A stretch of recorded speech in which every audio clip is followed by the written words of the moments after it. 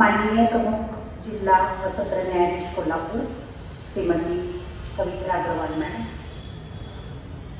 श्री प्रीतम कुमार पाटील सचिव जिल्हा विधी सेवा प्राधिकरण, काउन्सिल ऑफ एज्युकेशनच्या अध्यक्षा रजनीताई मगदूम, डॉक्टर विश्वनाथ मगदूम सचिव काउन्सिल ऑफ एज्युकेशन, आमच्या महाविद्यालयाचे प्राचार्य doctor Pravin Patil, doctor V.A. Patil sir प्राचार्य कॉमर्स कॉलेज आणि पराठे सर प्राचार्य night college, doctor advocate Santosh Shah alumni association president Shahaji law college Kolhapur,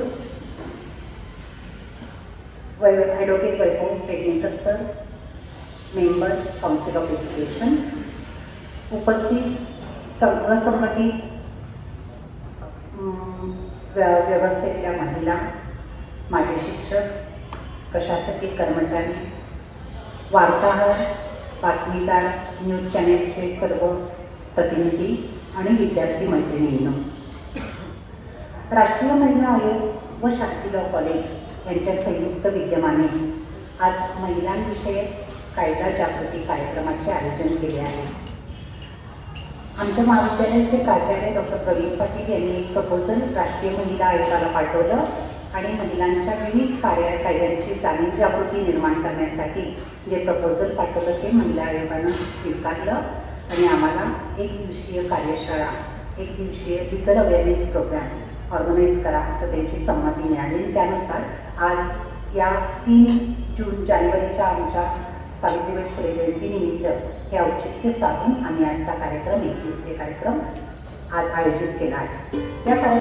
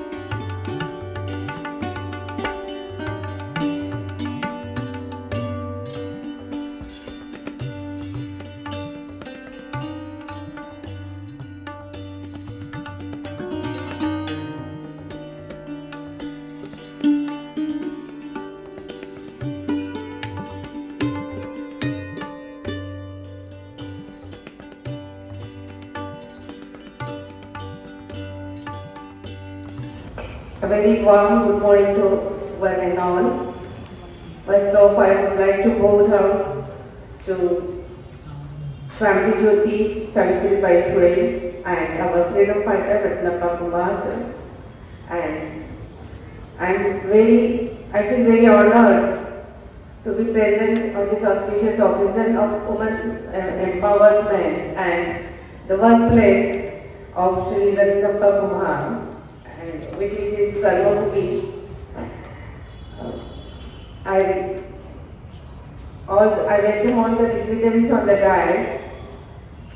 Respected Rajnitai Magdum, President of Council of Education, Honorable Sri Vishwanath Magdum, Secretary, Council of Education, Honorable Sri Pritam Patil, Secretary DLSS, and my colleague, Honorable Advocate Santosh Shah, President of Alumni Association, Shahaji Law College, Honorable Advocate Vaibhav Petnekar, Member Council of Education, Principal Dr. Praveen Patil, Shahaji Law College, Dr. Savita Rasam, Chairperson of Women's Cell, Shahaji Law College, Dr. Sujita Surghil, Secretary, Women's Cell, Shahaji Law College, all the students and resource persons and news reporters present over here.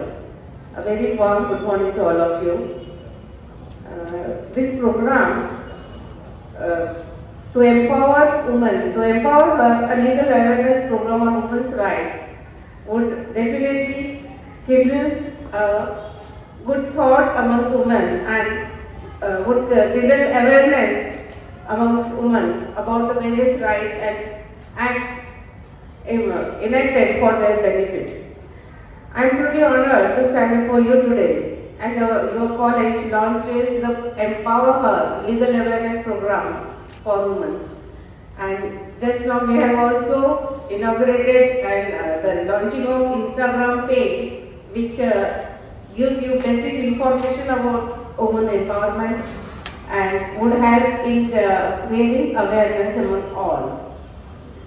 This initiative is not just a program, it is a movement, a collective endeavor to empower and uplift women in our community. Today, we embark on a journey that seeks to arm every woman with the knowledge and confidence to navigate the intricate pathways of the legal landscape.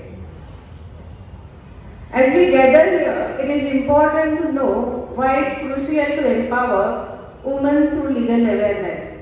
In many places, women faces different challenges and obstacles.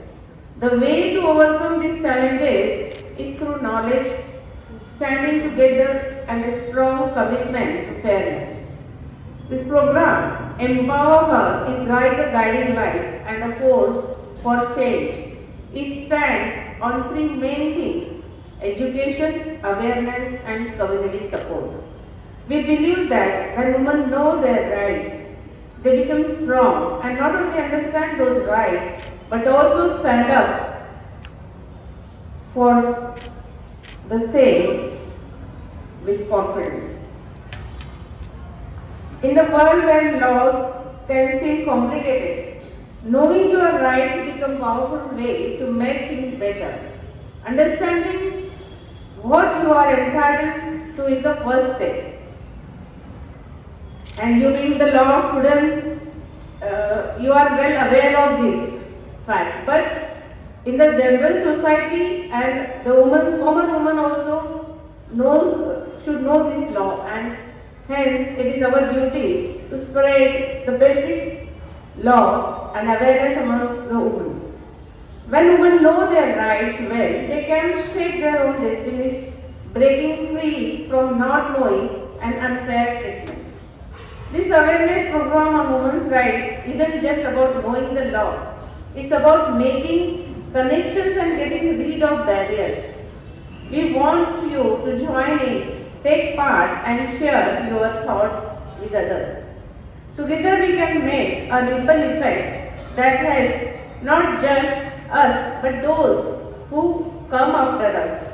Organizers have arranged lectures of well-experienced resource persons, and all the students shall derive maximum benefit out of it. In conclusion, let Empower Her be a source of inspiration and strength. May this program spark a flame within each of you, a flame that fuels a passion for justice and equality. Together we can understand by the weight of justice. I extend my best wishes for the success of the program, and also thanks the organizers for granting me this opportunity to have a talk to you. Lastly, I just want to add, in the world of progress, there is no Midas touch. Neither failure is final nor success is permanent. They are just stepping stones in the long journey of life. Life is a game, play it. Play it with all your vigor and don't quit it midway. Play it long and you will definitely reach your destination and cross the finishing line. All the best and Jai. And welcome all for this very important seminar, Empower Her Legal Awareness Program on Women's Rights. For this, today's chief guest, Honorable Kavita Agarwal, Madam Principal District and Session Judge Kolhapur, Pritam Patil, Santosh Shah, President Council of Education, Rajnikant Magdum, Advocate Pednekar, Principal V. Patil Sir, Tharakande Sir, and specially invited Gorak Mundrukar, who is going to talk on the PCN and all our staff members. This is a very important topic because we are denying their entry into this world.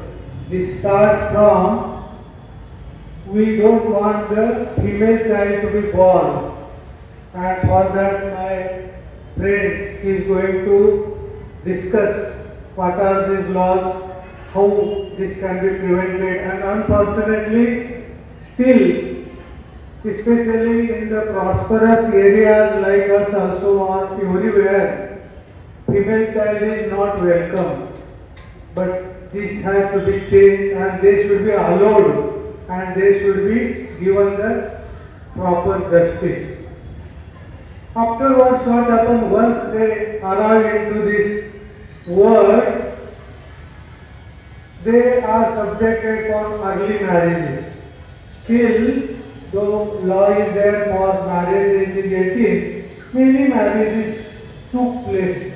And what happens when they are not biologically prepared for pregnancy, they are subjected for that, and that affects whole health of that mother. Then this doesn't end here. There is a domestic violence. They say that every fifth woman is subjected for domestic violence. This may not be noticed, but our women, they are tolerant, so they accept this is a part of the life, but this should not happen, and they should come forward and notice it, whatever the legal aspects. We have got expert here. Santosh Sai is going to talk on this problem and he will guide us. Then there is obviously sexual harassment at the workplace, discrimination, their opportunities are not given, only being female. This is a gender discrimination, should not be done. So how to stop this? And for that, what is important is they should have financial stability. Unless they are financially independent, nothing can work. If they are dependent on the husband or family, they can't dictate the terms. So financial stability is a must. And for that, education is the only way forward. Fortunately, in our college, our Council of Education, in DRK College and here also 70% students are the females, girls. So this is, I think, really wonderful thing to look forward. And I remember, and we should congratulate and we should have gratitude for the Baba Saheb Ambedkar, because he has given right of voting from this day when we have constitution in our country. This was right denied in America and Europe also for a long time. But we are very fortunate that Baba Saheb Ambedkar and we are our founding father, founding of this constitution, Deshbhakt Ratna Kumar had the privilege to sign on the constitution. So I think this is a very, very important aspect in empowering the woman in society. Then how this education problem is not getting. It is good for the middle class and higher class, but still in rural areas many girls drop out after the primary education, because still parents feel that once this is treated, girl child is treated as a burden, and once they marry, the problem gets solved. That is what. So the early marriages and stopping the education is really worrisome problem, and we should look into that matter also. So all these problems are there, but still this can be definitely helped, and this today's seminar is going in a discussing various aspects of this, how legally we can help them and how they can be empowered, they can be given full justice. A very good morning to all. It gives me immense pleasure to deliver the vote of thanks for this event to all the dignitaries assembled here. Let me first of all start by giving glory to the Almighty God for making today's occasion a resounding success. First and foremost, I thank our chief guest, Honorable Srimati Kavita Agrawal Madam, Principal District and Sessions Judge Kolhapur, who despite of her busy schedule has found time to grace this occasion. As stated by you, we shall strive to create awareness among the masses leading to a legal awakening. I am also very grateful to Honorable Pritam Patil Sir, Secretary of DALSA, for his kindness and cooperation. I also offer my heartfelt thanks to Honorable Management Members, Honorable Kai Madam, President Council of Education, Honorable Dr. Vishwanath Magdum Sir, Secretary Council of Education, Honorable Advocate Vaibhav Pednekar Sir, Member Council of Education, and also respected Principal V.A. Patil Sir and Principal Farakhe Sir. It is all because of their words of encouragement and continued support that we could make this function a success. We are grateful to the principal of our college, Honorable Dr. Praveen Patil Sir. His able guidance has always supported us to make this occasion a memorable success. I offer my special thanks to our today's resource persons, Honorable Advocate Dr. Santosh Shah Sir and Honorable Dr. Mandrupkar Sir for their gracious presence to grace the occasion. I also thank Dr. Savita Rasan Madam, President Women's Cell, and Dr. Suchita Surgihari Madam, Secretary Women's Cell, for their kindness, interest and commitment towards their work. I owe special gratitude to all the teaching and non-teaching staff, our young brigade especially, who have worked hard to ensure that this occasion becomes a memorable success. I also thank all the distinguished invitees present here, the teaching faculty of different colleges accepting our invitation and contributing to make this event successful.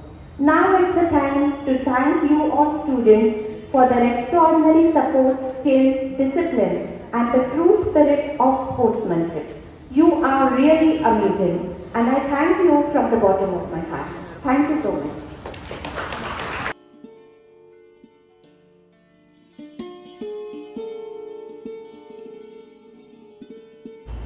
Shahaji law college Kolhapur येथे हा जो woman cell आणि library कमिटीने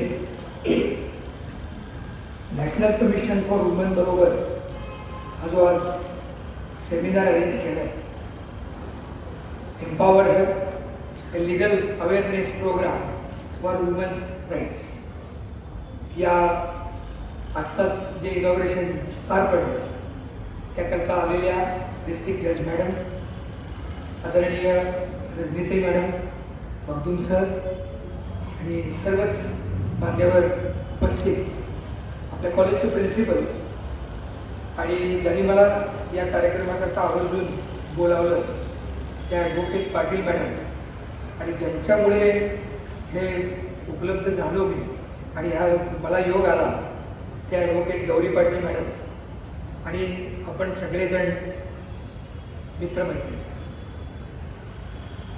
कदाचित ते बघितल्यावर असं आश्चर्य वाटलं असेल की अरे लॉ कॉलेजमध्ये डॉक्टर येऊन करणार काय, आणि मग असं वाटतं की आता यांचं ऐकायचं काय का आज आपल्या अबॉर्शनचा धडा वगैरे काही शिकवणार आहेत का काय. तर नाही, मी आपल्यासमोर एक 4-5 गोष्टींचा प्रतिनिधी म्हणून उभा आहे. सगळ्यात पहिली महत्त्वाची गोष्ट, मी एक स्त्रीरोग तज्ञ, सो आम्ही गायनेकोलॉजिस्ट. त्यामुळे तुमचं आरोग्य आणि अनारोग्य हे बघणारा म्हणून आता 20 वर्ष काम केल्यानंतर थोडासा अधिकार आला आहे म्हणून. दुसरं, मी काम करतो एशिया सेफ अबॉर्शन पार्टनरशिप आणि सम्यक बरोबर, की जिथे मी चळवळीतला कार्यकर्ता आहे आणि महिला हक्काकरता ज्या ज्या काही मुवमेंट्स होतात मग अगदी 2014मध्ये जी पहिली MTP अमेंडमेंट जेव्हा घातली होती ती असेल किंवा आता नवीन झालेली अमेंडमेंट असेल, याकरता जे काही प्रतिज्ञा कॅम्पेन आम्ही काम करत होतो त्यातला एक कार्यकर्ता म्हणून. आणि तिसरं की महाराष्ट्र आणि भारत सरकारबरोबर ऑथॉरिटीमध्ये काम करतो as a member of some committees. म्हणजे या तिन्हीचा रिप्रेझेंटेटिव्ह म्हणून मी आपल्यासमोर उभा आहे. आणि म्हणून मग आम्ही असा एक विषय निवडला आजचा मॅडमने जो दिला की सर सोशल आस्पेक्ट बोलणं फार गरजेचं आहे. कारण अदरवाईज आपण जर ते 47 पानाचं PCPNBTचं पुस्तक काढलं, माझं जर ते पासून शेवटपर्यंत पाठ आहे, म्हणजे मी असं सांगू शकतो की पान नंबर 33 सेक्शन नंबर आणि असं त्याला काही मजा नाही. MTPचं 12 पानाचं पुस्तक आहे. कारण ते गंमत आहे, तो लॉ झाला 1 एप्रिलला 1971, त्यामुळे आम्ही त्याला एप्रिल फुल लॉ म्हणतो. गमतीजमतीच आहे. आणि 2003ला त्याच्यामध्ये पहिली अमेंडमेंट घ्यायची आणि त्यानंतर दुसरी अमेंडमेंट घ्यायला खूप झगडावं लागलं आणि 2021ला तरी जूनमध्ये अमेंडमेंट झाली. मग तरीसुद्धा सरांनी आता एक खूप छान मुद्दा मांडला आदरणीय मगदूम सरांनी. इथे एवढ्या महिला दिसत आहेत, म्हणजे आम्ही फार थोडे दिसतो इथे, पण तरीसुद्धा जेव्हा ओव्हरऑल आपण स्त्री आणि पुरुषांचे गुणोत्तर पाहतो आणि स्पेशली आपल्यासारख्या सधन भागामध्ये पाहतो तरीसुद्धा ते कमी आहे. दुसरी गोष्ट की आपण अजून बऱ्याच वेळेला पेपरमध्ये वाचतो किंवा तुम्ही ऐकलंही असेल की माता मृत्यूचं प्रमाण सुद्धा अजून अधिक आहे. तिसरी एक महत्त्वाची गोष्ट ऐकली असेल, ज्या वेळेला स्पेशली हे नवीन सरकार आलं मागच्या टर्मच्या वेळेला 2012-14मध्ये, त्यावेळेला त्यांच्यासमोर एक मोठा प्रश्न होता, जागतिक बँकेनं कर्ज द्यायचं भारताला नाकारलं होतं.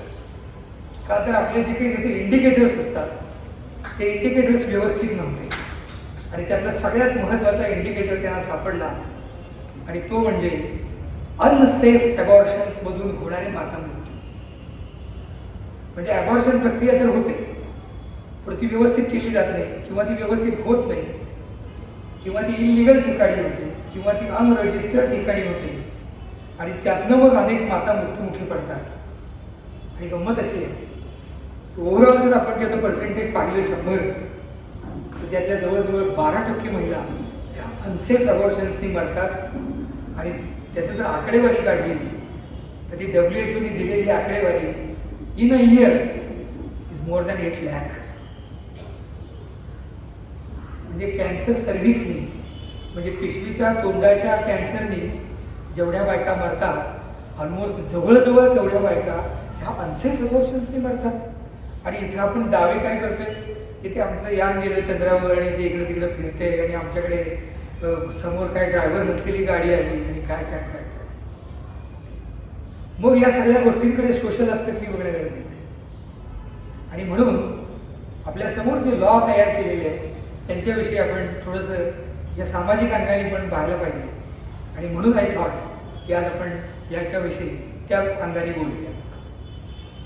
Let us start first with PCPNBT act. मराठीतून मुद्दाम एवढ्याकरता बोलतोय की ती घुसतं, तर मग ती आपली लँग्वेज होत नाही, त्याच्यामध्ये काही मग काही गोंधळ होते. खरं तर हा PCPNBT कायदा आला कशासाठी आणि त्यानं काय गोंधळ निर्माण केले. आता खरं तर त्याचं नाव आहे प्री कन्सेप्शन. आधी होता तो PNDT, प्रीनेटल डायग्नॉस्टिक टेक्निक्स. नंतर झाला तो PCPNDT, pre conception prenatal diagnostic techniques. जसं विज्ञान मोठं झालं तसं त्या बाळामध्ये काही प्रॉब्लेम नाही ना पोटातल्या हे बघण्याकरता काही नवीन नवीन टेक्नॉलॉजी आल्या, जसं की सोनोग्राफी आली, गर्भजल परीक्षा आली, काही जेनेटिक टेस्टिंग झाली. पण जसं चांगली गोष्ट येते त्याच्याबरोबर नेहमी वाईट गोष्टही येत असते. म्हणजे एकीकडे आपण ते म्हणतो ना की ती इलेक्ट्रिकची कार आली, तुम्हाला माहिती का सगळ्यात जास्त प्रदूषण त्याच्यामुळे होते. हे आता लोकांच्या लक्षात आलं. कारण त्याच्याकरता लागणारे जे सेमी कंडक्टर्स आहेत आणि त्याच्याकरता लागणारं जे मटेरियल आहे ते गोळा करण्याकरता जास्तीत जास्त प्रदूषण केलं जातं. विरोधाभास असतात. तसा गोंधळ झाला आणि जेव्हा या टेक्नॉलॉजी झाल्या त्याच्या बरोबरीनं आपल्यातला कली जागृत झाला. वाईट प्रवृत्ती ह्या असतातच एक 5-10%. आणि मग त्यांनी त्याचा गर्भलिंग निदान करण्याकरता वापर करायला चालू केला. आणि मग त्याचा इतका अतिरेक झाला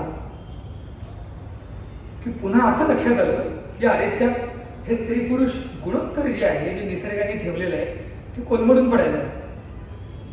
आणि मग काही ठिकाणी इतकी भयानक परिस्थिती झाली, जसं की पंजाब असेल, काही कर्नाटकचा भाग असेल, आपल्या महाराष्ट्रातले काही विशिष्ट जिल्हे असतील की ज्यांच्याकडे आपण सेन्सिटिव्ह जिल्हे म्हणून पाहतो, तिथे हे प्रमाण एवढं कमी झालं की 10 पुरुषांमागं 7 स्त्रिया, इतपत ते कमी झालं. आणि मग धरपकड चालू झाली आणि सगळे गोंधळ, मग त्यातनं हा कायदा आला. आता खरं तर काय उद्देश आहे हो या कायद्याचा? उद्देश एवढाच आहे की तुम्हाला जे दिलेले विज्ञानाने चांगले चांगले इक्विपमेंट्स आहेत त्यांचा वापर हा चांगल्या कारणासाठी करा. की बाबा चौथ्या, आता पूर्वी काय होतं, जेव्हा आम्ही ॲक्च्युली आता इथं सिनियर मंडळी खूप आहे, माझा जन्म झाला तेव्हा सोनोग्राफी नव्हती. कदाचित तुमच्यातले काही सिनियर्स अजून आहेत त्याच्यात नव्हतीच. आपल्याकडे 90 नंतर आली, 1990, आणि मग पुढचं सर. पण मग तिथं काय व्हायचं त्यावेळेला की अनेक व्यंग असलेली बाळं वगैरे जन्माला यायची आणि मग गोंधळ असायचे. आपण पाहतो अजूनही समाजामध्ये काही ते होऊ नये म्हणून या टेक्नॉलॉजीचा वापर व्हावा एवढी अपेक्षा होती. आणि त्याचा वापर जर डेव्हिएट कधी करायला लागला तरी कायदा पाहिजे. दॅट्स इट, एवढाच उद्देश होता. पण आता त्याचा गोंधळ असा निर्माण झाला की त्याच्या आधी एक कायदा येऊन बसला होता. तो होता 1971चा आपला MTP कायदा. तो कायदा काय होता?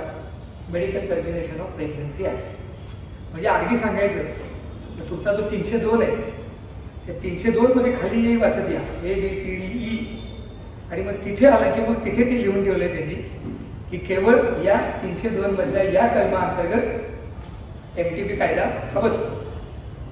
त्या कमिशनरने मला विचारलं, don't you think this is a murder? म्हणून हो सर, बरोबर आहे, पण 302च्या खाली ABCDE पर्यंत जावा, मग लक्षात येईल की ते MTP कायद्याअंतर्गत जे काही आम्ही अबॉर्शन करतो that doesn't come under murder. म्हणजे बघा आता गंमत काय झाली की जर समाजातला एवढा मोठा एखादा घटक जर असा विचार करत असेल तर काय झालं की त्या अबॉर्शनकडे बघायचा दृष्टिकोन जो होता की जो आम्ही 1971 साली एवढा लिबरल केला आपल्या भारतीय कायद्याने, त्याच्याकडे बघायचा दृष्टिकोन थोडासा हिणकस व्हायला लागला. तुम्हाला मध्ये ती केस आठवत असेल आयर्लंडमध्ये. काय झालं की लिटरली आयर्लंड खरोखर आपण खूप पुढे आहोत.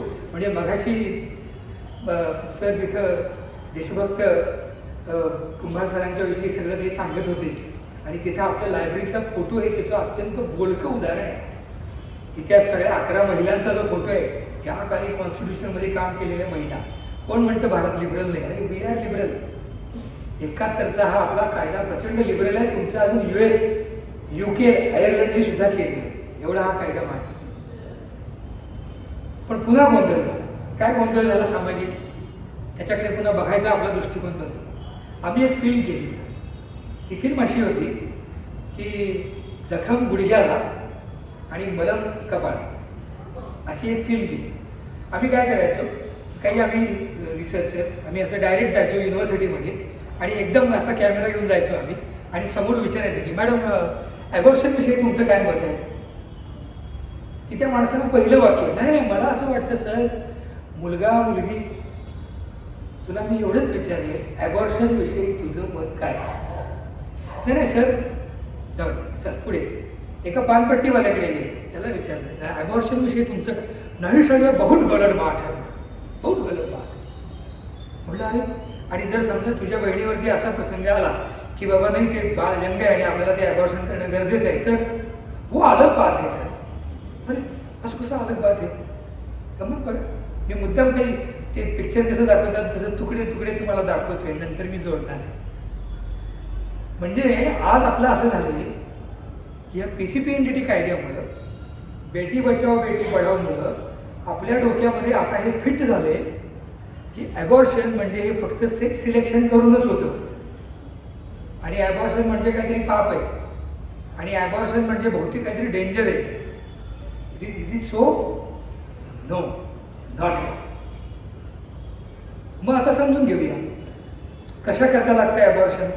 71 साली 5 इंडिकेशन सांगून ठेवल्यात त्यांनी. एक, to save the life of a mother.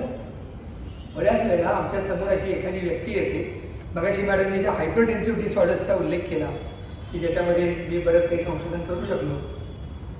कितीतरी वेळेला इतकं त्यांचं ब्लड प्रेशर वाढलेलं असतं आणि त्यावेळेला त्याचं कारण असतं पोटातलं बाळ. आणि ते पोटातलं बाळ जर नाही काढलं तर त्या बाईचा जीव जाऊ शकतो. मग ॲबॉर्शन गरजेचं आहे का नाही? Yes, it is.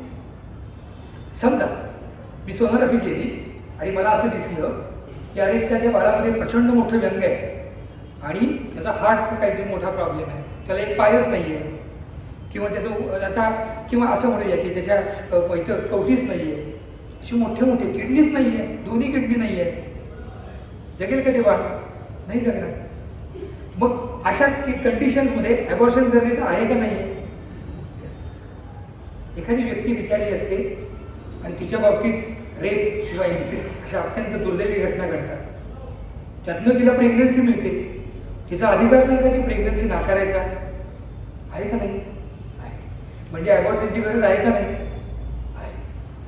बघा म्हणजे गंमत. आता मध्ये कोरोनासारखी परिस्थिती आहे आणि ज्यामध्ये लिटरली लोकांनी त्यांचे जॉब गेले, त्यांची घरं गेली, त्यांचे प्रचंड प्रॉब्लेम्स आले आणि त्यांच्या असं लक्षात आलं की नाही, माझ्या पोटामध्ये असलेलं हे बाळ मी कंटिन्यू करू शकत नाही.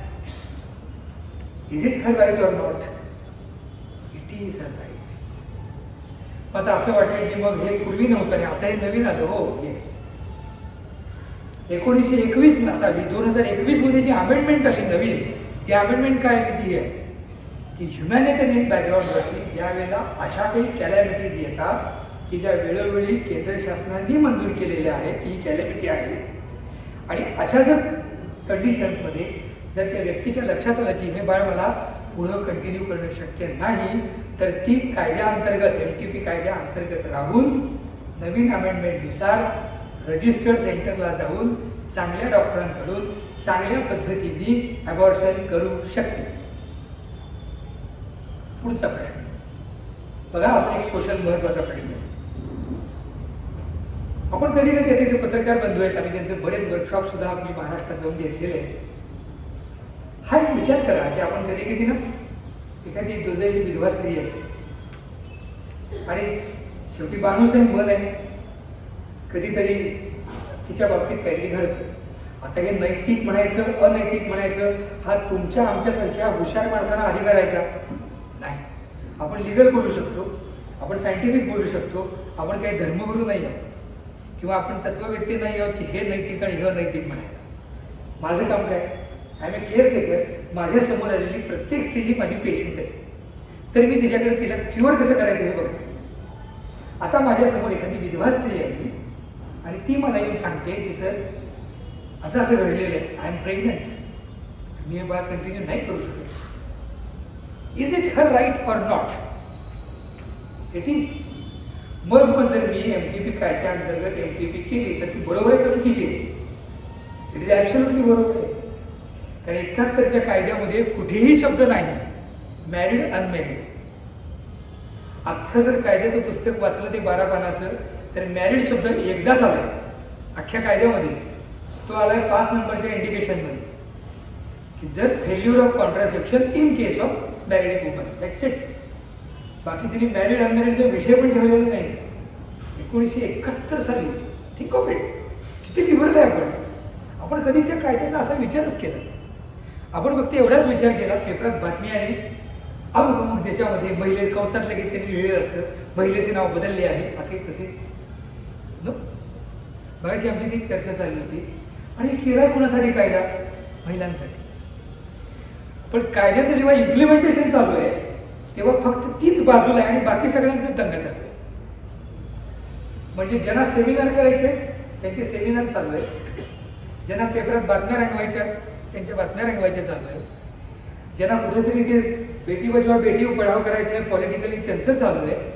पण माझ्या बायका असून अर्थातच आहे. बाय, कारण they are not getting safe access. आणि मग तो सेफ ॲक्सेस का मिळत नाही? आमच्यातल्याच माणसांना माहिती नाही की असा काही कायदा आहे आपल्यासाठी. असं कुठेतरी पोर्टल मला खूप छान वाटलं की आपलं इंस्टाग्रामचं आता पेज ओपन झालं. I request you all. आणि त्याच्यावरती ते गौरी पाटील मॅडम आहेत, इथं CS मॅडम आल्या, DHO मॅडम, तर ते आपण ते जोडू शकतो त्याला पोर्टल की बाबा साधारणपणे कोल्हापूर जिल्ह्यामध्ये महिलांना त्यांच्या आरोग्याकरता प्लस त्यांच्या अबॉर्शन्स करता सरकार मान्य कोणते केंद्र आहेत. एक झटकन जर त्याच्यावरती नावं गेली तर ऑटोमॅटिक आमच्या महिला असरकार मान्य बेकायदेशीर केंद्रात जातील का, माता मृत्यू होतील का, संपलं. It is the 100% preventable cause. I repeat, it is a 100% preventable cause of the maternal mortality. मध्ये असं वाचण्यात आलं की MTP ॲक्टला अमेरिकेत त्यांनी रिफ्यूज केले. म्हणजे आपण खरोखर किती भाग्यवान आहोत. आपली घटना आणि आपली म्हणजे सरकार म्हणता येईल जे आहे त्यांनी हा अधिकार वुमेनना दिला आहे. व्होटिंग नंतर हा एक महत्त्वाचा मला वाटतं अधिकार आहे जे अमेरिकेत नाही ते आपल्या देशात आहे. Sir, please explain about the petition for abortion exceed the 24 weeks. हो, खूप छान मॅडम. आता काय झालं की नवीन नवीन मोठे मशीन्स आले आणि काही ॲनॉमलीज म्हणजे बाळामध्ये असणारी जी व्यंग असतात ती काही कधी कधी 20व्या आठवड्यातच कळतील असं नाही. 22-23वा आठवडा जातो, कधी कधी 24 आठवड्याच्या पुढे जाऊन सुद्धा कळतात. सरकारने त्याच्यासाठी सुद्धा जी नवीन अमेंडमेंट केलेली आहे ती सुद्धा यासाठी पूरक आहे. ते समजा जर 24 आठवड्याच्या पुढे बाळ गेले म्हणजे जवळजवळ 6 महिन्यापेक्षा मोठं बाळ झालं पोटात आणि आता आपल्याला त्याचं ॲबॉर्शन करायचं आहे तर काय करायचं. मग can one doctor take a decision? No. त्याला कायद्याचं लिमिट घातलं. मग त्यांनी काय करायचं आहे तर अशा वेळेला तुम्ही सगळ्यांनी लक्षात ठेवा आपल्या घरात आजूबाजूला सुद्धा जर असं कोण 6 महिन्याच्या पुढचं जर समजा बाळ आहे आणि ते व्यंग आहे आणि त्यांना पटकन जर परमिशन मिळत नाही आहे please contact our DHO office, our CS office. कारण त्याकरता प्रत्येक जिल्ह्याच्या ठिकाणी एक बोर्ड नेमण्यात आले आणि त्या बोर्डामध्ये अत्यंत लर्नेड लोक आहेत. त्यामध्ये गायनेकॉलॉजिस्ट असतो, त्यामध्ये बालरोग तज्ञ असतो, त्यामध्ये आमचे डिस्ट्रिक्ट लीडर असतात, सिव्हिल सर्जन असतात, लिगल ॲडव्हायझर असतात. ही सगळी मंडळी ती केस स्टडी करतात त्या बोर्डामध्ये आणि मग परमिशन दिली जाते. सो 24 आठवड्यानंतर सुद्धा जर पण फक्त एकच आहे कायद्यामध्ये अट की फक्त ॲनॉमली करता म्हणजे बाळामध्ये जर व्यंग असेल तर आणि तरच. त्यामुळं अजून एक ह्यातलं सब क्लॉज मला सांगावं असं वाटतं या अनुषंगाने. आपल्या आसपास जर एखादी पीडिता आपल्याला जर दिसली की जिचं बेचारीचं रेपमुळं किंवा इन्सिस्टमुळं किंवा कधी कधी एक महत्त्वाचा प्रश्न मला पाटील मॅडमने बोलायला सांगितला होता. आणि कितीतरी मतिमंद आणि जे विकलांग महिला आहेत त्यांच्या बाबतीत अशा दुर्घटना घडतात. अतिशय आपली एक नागरिक म्हणून कर्तव्य आहे ना की ॲटलिस्ट तिला सांगणं की तू काळजी करू नकोस, तू जा सिव्हिलला आमच्या किंवा जा DHO किंवा जा तू मेडिकल कॉलेजला, तिथे तुझं ॲबॉर्शन होऊन जाईल. तिच्या घरच्यांना आपण एवढं तरी सांगू शकतो की नाही अननेसेसरी तिला डिलिव्हरीला पुढं नेण्यापेक्षा. ही तरी जबाबदारी आपण पार पाडली पाहिजे. पण कायद्याने इथं बंधन आहे अशा केसेसमध्ये सुद्धा 20 आठवड्याच्या आतच ॲबॉर्शन व्हायला पाहिजे. केवळ आणि केवळ व्यंगांच्या जर बाबतीत असेल तरच 24 आठवड्याच्या पुढे आहे. त्यामुळे त्याच्या बाबतीत आपण सजग राहूया आणि अशी कुठेही दुर्घटना घडली तर वी शुड इमिजिएटली त्यांना सांगायला पाहिजे कायदा आपल्या बाजूला आहे आणि समथिंग कॅन हॅपन. बरोबर sir. According to us, the Irish rules that Savita Hallapnawar, if she is related to Indian citizen, can she survive according to religion of India? Because the death happened in Ireland. Can she survive in India if she was here? खूप छान. सगळ्यांनी प्रश्न असेल भारतात असतील तर तो जीव आपण वाचवू शकलो असतो का? 100%. त्याचं उत्तर इतकं आहे म्हणजे मी 100% शब्द वापरतो, डॉक्टरनी असं वापरायचा नसतो, पण एक सोशल सायंटिस्ट म्हणून मी वापरतो की येस 100%. का तर ज्या वेळेला आमच्या लक्षात आलं की बाबा एक माझी पेशंट आहे सविता आणि त्या बिचारीच्या बाबतीत प्रचंड तिला इन्फेक्शन झाले. आम्हाला कळते की जर हिचं मी भूल देऊन चांगल्या अँटीबायोटिक्स खाली आणि व्यवस्थित काळजी घेऊन जर तिचं मी ॲबॉर्शन केलं तर तिचा जीव वाचणार आहे. तर भारतीय कायद्यानं सर्वप्रथम जी व्यक्ती जिवंत आहे आणि जी व्यक्ती नागरिक आहे तिच्या जीवाविषयी पहिला विचार केला आणि हा विचार आपल्या MTP कायद्यामध्ये झाला. आणि त्यामुळं ते जे बाळ जन्मालाच आलेलं नाही, जे 1.5-2 महिन्याचं बाळ आहे आणि जे आता त्याच्यामुळं त्या आईचा जीव जाणार आहे, तर त्यावेळेला त्या बाळाचा विचार नाही केला जात. कधी कधी ना असे काही मोमेंट्स असतात. आता तुमची विद्यार्थ्यांची एक फार जबाबदारी असते. थँक्यू सो मच हा प्रश्न विचारला. मला 2 वाक्य अजून बोलता आहे. कधी कधी ना प्रो लाईफ नावाची कधी कधी एक ॲक्टिव्हिटी चालू असते आणि मग आपल्याला कधी कधी बरं वाटतं. हे कधी कधी अति डावे असतात ना, ते फार डेंजरस असतात. हे मी अगदी ओपनली सांगतो. कारण ते कधी आहे त्याचा विचार करत नाही, जे नाही त्याचा जास्ती विचार करतात. आणि मग अशा प्रोलाईफच्या मुवमेंट्स असतील तर बऱ्याच वेळा आपल्याला ते मिरवणुकीला जायला जरा भारी वाटतं. Please be careful. कोणत्याही तत्वाच्या मागे जात असताना 10 वेळेला विचार करावा. सध्याचा प्रचलित कायदा काय आहे त्याचा विचार करावा. आणि जिथं आपण शिकतोय, अरे ह्या इन्स्टिट्यूटचं मला गंमत सांगतो, भारतीय संविधान ज्यांनी लिहिलं त्यातल्या एका माणसाची ही इन्स्टिट्यूट आहे. केवढा अभिमान पाहिजे कोल्हापूरला आपला, ज्याचं ती 5 नंबरला ज्या माणसाची सही आहे. अरे म्हणजे प्राऊड ऑफ. तर त्यामुळं आपण जे संविधानाला मान्य आहे तिथं पाठिंबा द्यावा. इतर असंविधानिक गोष्टीला कदापि बळी पडून पाठिंबा देऊ नये. त्याच्यामध्ये तर अशा कॅन्सर मार्च 2023 त्याच्यावरची लस येणार होती आणि सर तीच प्राथमिक आरोग्य केंद्रामध्ये इम्प्लिमेंटेशन करणार होते. तसं काय नाही. ओके, एक प्रश्न नाही आहे, पण एक महत्त्वाचा मुद्दा तुमच्या सगळ्यांसाठी माहिती असू दे. सर, तो गर्भाशयाचा कॅन्सर नव्हे, तर तो आहे गर्भाशयाच्या मुखाचा कॅन्सर, म्हणजे सर्व्हिसचा कॅन्सर नंबर 1. किंबहुना संपूर्ण आमच्या सायन्समध्ये हा एकच कॅन्सर असा आहे की ज्याच्याविषयी 100% संशोधन झालेलं आहे आणि हे सिद्ध झालेलं आहे की ह्युमन पॅपिलोमा व्हायरस ह्या व्हायरसमुळे हा कॅन्सर होतो. आता बघाबसलं मी साधारणपणे एक 44-45 मिनटं बोललो. जर भारतीय आपण जर वेळेचं जर बंधन काढलं तर गेल्या माझ्या भाषणादरम्यान 6 महिला कॅन्सर सर्व्हिक्सने गेल्या. म्हणजे असं गणित काढले की दर 8 मिनिटाला एक बाई मरते. It is that dangerous. आणि याचं कारण केवळ आहे ह्युमन पॅपिलोमा व्हायरस. आणि त्याची लस आलेली आहे, ती प्रभावी आहे. आणि ती लस आता कुणी घ्यावी? आता तुम्ही इथे जास्त महिला आहात आणि म्हणून मी सांगतो, आयडियली त्यांनी दिलं की 14 वर्षापर्यंत. पण मी अगदी असं पुढे जाऊन म्हणेन, ज्यांचा एकदाही कधीही शारीरिक संबंध आलेला नाही अशा कोणत्याही वयाच्या स्त्रीनं ते घेतलं तर ती अत्यंत प्रभावी आहे. कारण केवळ त्यातून हा ह्युमन पॅपिलोमा व्हायरस ट्रान्समिट होतो. नंबर 1. नंबर 2, मग ज्यांना बाळं आहे, जे थोडेसे वयस्कर आहे, त्यांना घ्यायला काही अडचण आहे का? अजिबात नाही. कारण त्याच्यामध्ये असंख्य स्ट्रेन्स आहेत. त्यामुळे कदाचित 1-2 स्ट्रेन तुम्हाला मिळाले असतील, बाकीच्यांपासून प्रोटेक्शन मिळू शकतं. आणि तुमचा दुसरा प्रश्न होता की प्राथमिक आरोग्य केंद्रामध्ये तर त्याला आहे असं थोडासा वेळ लागेल. कारण आपल्या सरकारी यंत्रणेमध्ये एखादं जर व्हॅक्सिन यायचं असेल तर त्याच्या काही फेजमध्ये ट्रायल व्हाव्या लागतात.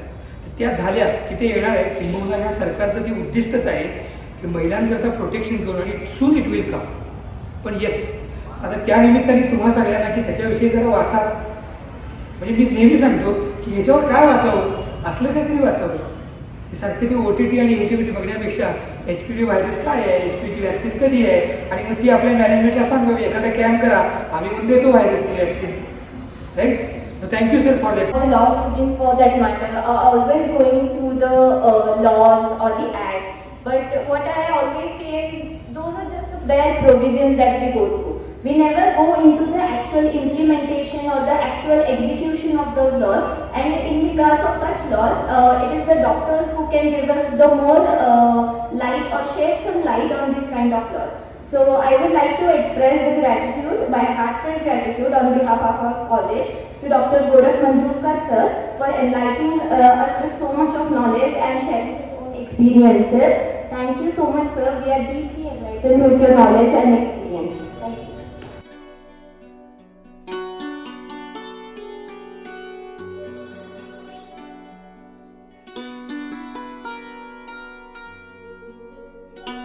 Privileged to introduce the resource person of the technical session 2, Advocate Dr. Santosh Shah, Senior Advocate for the Legal Awareness Program. Sir is a native of Kolhapur and has many qualifications to his credit. He has completed his PhD in law under the guidance of Dr. Satyaranjan P. Sathe, Pune. Sir has done his Masters of Law from Temple University, USA in 1991. He is MS in Political Science from Fort Hays State University, USA in 1990. His academic achievements are: he was included in the Dean's List of Students at Temple Law School, Philadelphia, USA.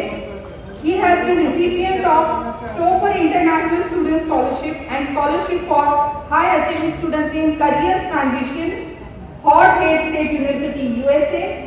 Sir stood first class first at the LLB final examination, by virtue of which he received number of prizes, awards and honors inclusive of gold medal.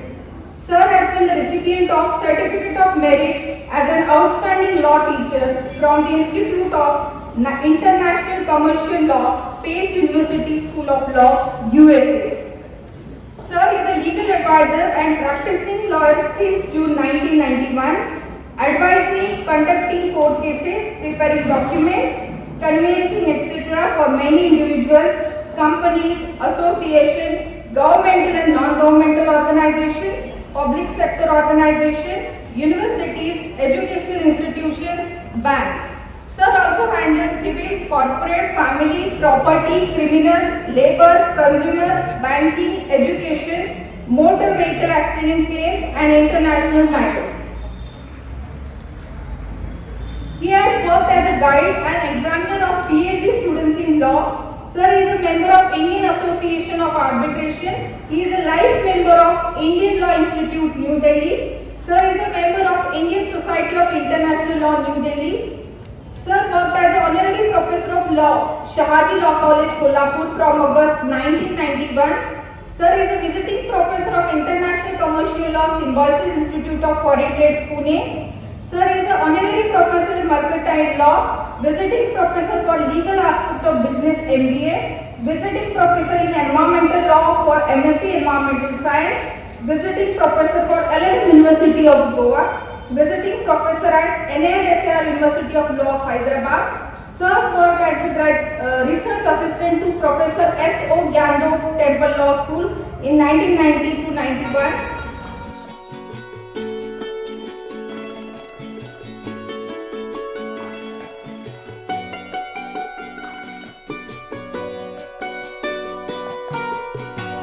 Council of Education, Dr. Magdum sir, Principal Patil, Rasa madam, Professors, इतर women's हेल्थचे professor सर्गली madam आणि सगळी faculty आणि आपण सर्वांचे सर्वप्रथम इथं आल्याबद्दल आभार. मी थोडं इंग्रजी आणि मराठी मिश्रण करून बोलतो. पूर्ण मराठी किंवा पूर्ण इंग्रजी थोडं अवघड जाईल. पहिलाच माझं ऑब्झर्वेशन, आपण जे लेक्चर ऐकलं त्यात आपल्या लक्षात आलं असेल की लॉ हा केवळ सेक्शन्स किंवा जजमेंट्स वाचून कळतो असं नाही. त्याचा जो सोशल जो त्याच्या मागचा भाग आहे तो समजून घेतला तर लॉ तुम्हाला जास्ती चांगला करू शकतो आणि जास्ती चांगला तुम्ही त्याचा विचार करू शकता. आता ज्या वक्त्यांनी तुम्हाला सांगितलं तो अँगल जो आहे तो बहुतेक वेळा PCPNDT किंवा FTP ऍक्ट बद्दल जेव्हा बोललं जातं त्यावेळी खूप लेफ्टिस्ट अँगलच बोललं जातं की हे लेजिस्लेशन आले हे आपण इलिगल अबॉर्शन करतो, आपण स्त्री भ्रूण हत्या करतो आणि हेच आपण करतो म्हणून हे लेजिस्लेशन आले असा विचार मांडला जातो. पण त्यांनी या कायद्याचा प्रॅक्टिकल वापर करणं कसं गरजेचं आहे आणि कसं होऊ शकतं हे चांगल्या तऱ्हेने सांगितलं. आता त्यांनी जे गोष्ट सांगितली की आपल्याकडे हा कायदा आला 77 साली आणि अमेंडमेंट आत्ता आली, इतकी वर्ष गेली. या कायद्याबाबतीत हे असंच आहे. हा कायदा 2013 साली आलाय पण त्याची सुरुवात ही सर्वोच्च न्यायालयाच्या निकालानं 1996-97 साली शाखा वर्सेस स्टेट ऑफ राजस्थान यानं सांगितलं. म्हणजे यातनं एक आपल्याला निश्चित लक्षात येईल की स्त्रियांच्या अधिकारांबाबत जे कायदे केले जातात आणि ते भारतातच नाही सबंध जगभर ही परिस्थिती आहे त्या बाबतीत एकंदरीत अनास्था एकंदरीत अनास्था आहे. त्याचं एक कारण असं की आपले बहुतेक लेजिस्लेचर्स, एक्झिक्युटिव्ह, इव्हन ज्युडिशियरी या सगळ्या ऑर्गन्समध्ये स्त्रियांचं रिप्रेझेंटेशन हे अद्याप पाहिजे तितकं नाही. आता आपण 33% डिक्लेअर केले, ते ऍक्च्युअली त्याचं इम्प्लिमेंटेशन व्हायला काही वर्ष जाणार आहे. त्यामुळं याचंच परिवर्तन अर्थात कायद्यात होतं. त्यामुळं स्त्रियांच्या अधिकारांच्या बाबतीतले जे कायदे आहेत ते करायला हा जो उशीर होतोय त्याचं एक कारण हे रिप्रेझेंटेशन कमी आहे आणि ते कसं वाढता येईल, आणि हा कायदा देखील त्याचाच एक भाग आहे. आपण आता काही गोष्टी त्या बाबतीत बघू. या कायद्या बाबतीत नेक्स्ट स्लाइड. त्यामुळं असं काही वेळा मानलं जातं की nature has given women so much power that the law has given them very little. तुम्हाला निसर्गानंच एवढी ताकद दिली आहे, एवढी शक्ती दिली आहे, एवढी स्ट्रेंथ दिली आहे की कदाचित कायद्याला त्यामुळेच कमी दिली आहे का काय, असे प्रश्न उपस्थित व्हावे अशा प्रकारे कायद्यातली ही अनास्था आहे. एक युनायटेड नेशन्स रिपोर्ट आहे, हा थोडासा जुना असेल, यात थोडा फरक पडला असेल, पण त्यामध्ये असं म्हटलंय की जगाची अर्धी पॉप्युलेशन स्त्रियांची आहे. तर आणि 2/3 वर्किंग अवर्स हे स्त्रिया, 2/3 वर्किंग अवर्स हे स्त्रिया घालत असतात. मात्र जगाच्या 1/10 इन्कम हे स्त्रियांच्या नावावर आहे. डॉक्टर मखदूम सरांनी सांगितलं ते फार महत्वाचे आहे की फायनान्शियल इंडिपेंडन्स, फायनान्शियल स्टॅबिलिटी ही स्त्रियांना कशी कमी आहे यातून दिसलं. 1/10 while they were 2/3 आणि 1/100 ऑफ द वर्ल्ड प्रॉपर्टी, जगाच्या प्रॉपर्टी पैकी 1/100 एवढी प्रॉपर्टी ही स्त्रियांच्याकडे आहे. त्यामुळं हा एक सोशिओ इकॉनॉमिक प्रॉब्लेम आहे आणि याचा त्यामुळे laws are felt in settle of time या अँगलने आपल्याला विचार करावा. भारतामध्ये जस्टिस कृष्णा अय्यर जे लॉ स्टुडंट्स आहेत माझे, त्यांनी one of the most scholarly जज Indian Supreme Court ever had was Justice Krishna Iyer. त्यांचं तुम्ही एखादं जजमेंट वाचलं आणि जर ते तुम्ही डिक्शनरी न घेता वाचू शकला तर एक सर्टिफाय करू नका स्वतःला की तुमचं इंग्लिश उत्तम आहे. डिक्शनरी न घेता जस्टिस कृष्णा अय्यर जजमेंट वाचला मला देखील शक्य आहे. त्यामुळे अत्यंत स्कॉलर जज जे होऊन गेले, त्यांनी म्हटले gender justice is a lost cause, women's exploitation is a reality and gender justice is a fragile thing. आता भारतीय राज्यघटनेमध्ये आपण सकाळी अण्णांच्या उल्लेख केला, कॉन्स्टिट्युएंट असेंब्लीचे ते मेंबर होते, तर भारतीय राज्यघटनेने ह्याचा सुरुवातीलाच विचार केलाय. Article 14 right to equality, whether you are a male or female, कायद्याच्या पुढे सर्व समान. आर्टिकल 15 पॉझिटिव्ह डिस्क्रिमिनेशन, स्त्रियांसाठी, बालकांसाठी, बॅकवर्ड क्लाससाठी स्पेशल कायदे करण्याची तरतूद आणि कॉमन सिव्हिल कोड मध्ये देखील directive principles of state policy मध्ये देखील कॉमन सिव्हिल कोड आणावा अशा ज्या तरतुदी आहेत. यामुळं एकंदरीत भारतीय राज्यघटना अस्तित्वात आली त्यावेळी स्त्रियांसाठी या स्पेशल तरतुदी केल्या गेलेल्या आहेत. परंतु प्रत्यक्षात कायद्यात त्याचं रूपांतर व्हायला काय झालं आणि हा जो आपण कायदा बनणार आहे सेक्शुअल अब्यूज ऑफ वुमेन, त्याला याला किती वर्ष लागली हे आपण बघू. 1996 साली एक भावरी देवी म्हणून राजस्थानमध्ये एका स्त्रीवरती बलात्कार केला गेला. स्त्री बाल विवाहाच्या विरुद्ध लढणारी स्त्री होती आणि तिच्यावर बलात्कार केला गेल्यानंतर त्यातून एक जन आंदोलन उसळलं आणि त्यामुळे विशाखा आणि काही ऑर्गनायझेशन जे होते पब्लिक स्पिरिटेड, त्यांनी सुप्रीम कोर्टामध्ये याचिका केली. त्याला Vishakha versus state of Rajasthan असं आपण म्हणतो. आणि 1996 साली सुप्रीम कोर्टाने फार महत्वाचा निकाल दिला. आता बघा, अगदी काही केसेस मध्ये सुप्रीम कोर्ट असं करतं की ज्यामध्ये आपल्या देशात एखाद्या विषयावर कायदा नाही त्या विषयावरती सुप्रीम कोर्ट तुम्ही बघा काही बाबतीत कायदा करून देतं. हा तुमचा कायदा, हे रेअरली होतं कारण ते सुप्रीम कोर्टाचं काम नाही, कायदा करणं हे कुणाचं काम आहे, संसदेचं काम आहे. पण काही वेळा त्यांना असं आढळून येतं की या विषयावरती इतकी वर्ष झाली तरी कायदा लेजिस्लेचर करत नाही. त्यामुळे आपण काहीतरी केलं पाहिजे म्हणून कॉन्स्टिट्युशनल पॉवर आहे त्यांना, ते कायदा करतात आणि ते काय म्हणतात, सध्या या विषयावर कोणता कायदा अस्तित्वात नाही, तेव्हा जोपर्यंत कायदा अस्तित्वात येत नाही तोपर्यंत हा कायदा, मग तुम्ही कायदा करा आणि आमचा रद्द करा हवं तर त्यात बदल करा, त्यात सुधारणा करा, काय करायचं. पण तुमच्याकडे काहीच नाही ना, तर आम्ही आज हा कायदा करून देतोय, हा आज उद्यापासून कायदा, आतापासून हा कायदा लागू होणार.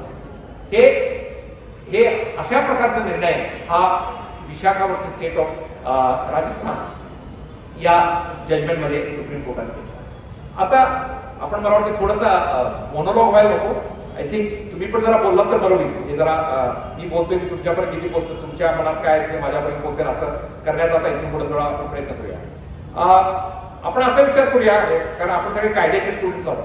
पहिल्यांदा अगदी बेसिक प्रश्नाला हात घालू. कायदा हा का केला जातो किंवा हा सेक्शुअल अब्यूजचा कायदा करण्याची गरज सुप्रीम कोर्टाला का वाटली असावी? त्याला आधार काय घेतला हे आपण तांत्रिकरित्या आपण बघूया.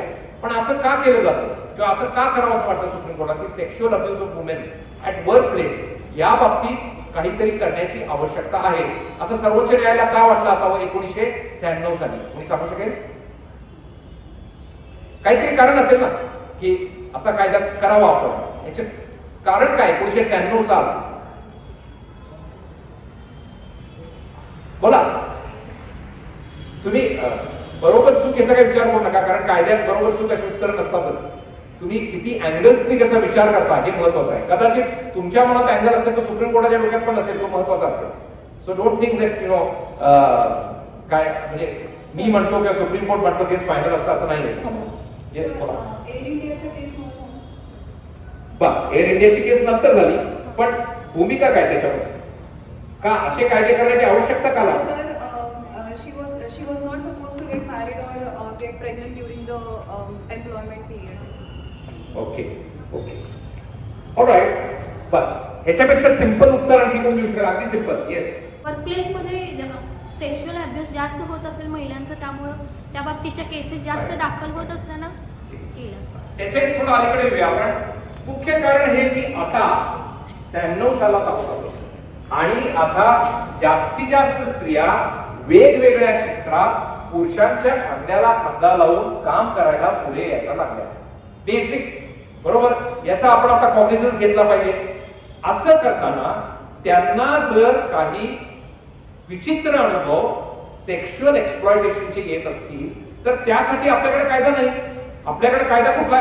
त्यासाठी आपल्याकडे कायदा होता नाही असं नाही. तो कुठला होता कोणी सांगू शकेल का? किंवा कुठला आहे हा सोडून कुठले कायदे आहेत आपल्याकडे? स्त्रियांच्या बाबतीत if there is any sexual exploitation आपण काय वापरतो? पहिल्यांदा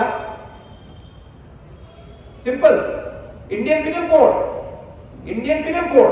तुम्ही लगेच पोलिसात जा, तक्रार कर, मॉडेस्टी ऑफ वुमेन आणि इतर ऑफेन्सेस. असं हा झाला एक्स्ट्रीम. पण काही वेळा त्याच्यापेक्षा वेगळा आणि वेगळा मार्ग अवलंबणारा कायदा पोलिसांकडे जाणं एक एक्स्ट्रीम पोझिशन झाली. तसं न करता देखील आपल्याला काही करता येतं का? आणि ह्याचं कारण असं की अशा जर स्त्रियांना योग्य संरक्षण देणारा कायदा आपण केला तर अर्थातच स्त्रियांना संरक्षित वाटेल, त्या चांगलं काम करतील, त्यांना भीती बाळगण्याचं कारण नाही आणि जास्तीत जास्त स्त्रिया आपण पुढे म्हणजे स्त्रियांचा जो एक एम्पॉवरमेंट जे आपण आज इथं जमलोय ती खऱ्या अर्थाने होईल याचा सुप्रीम कोर्टाने विचार केला आणि हा कायदा केला. लक्षात आलं? So this is the background of the judgement.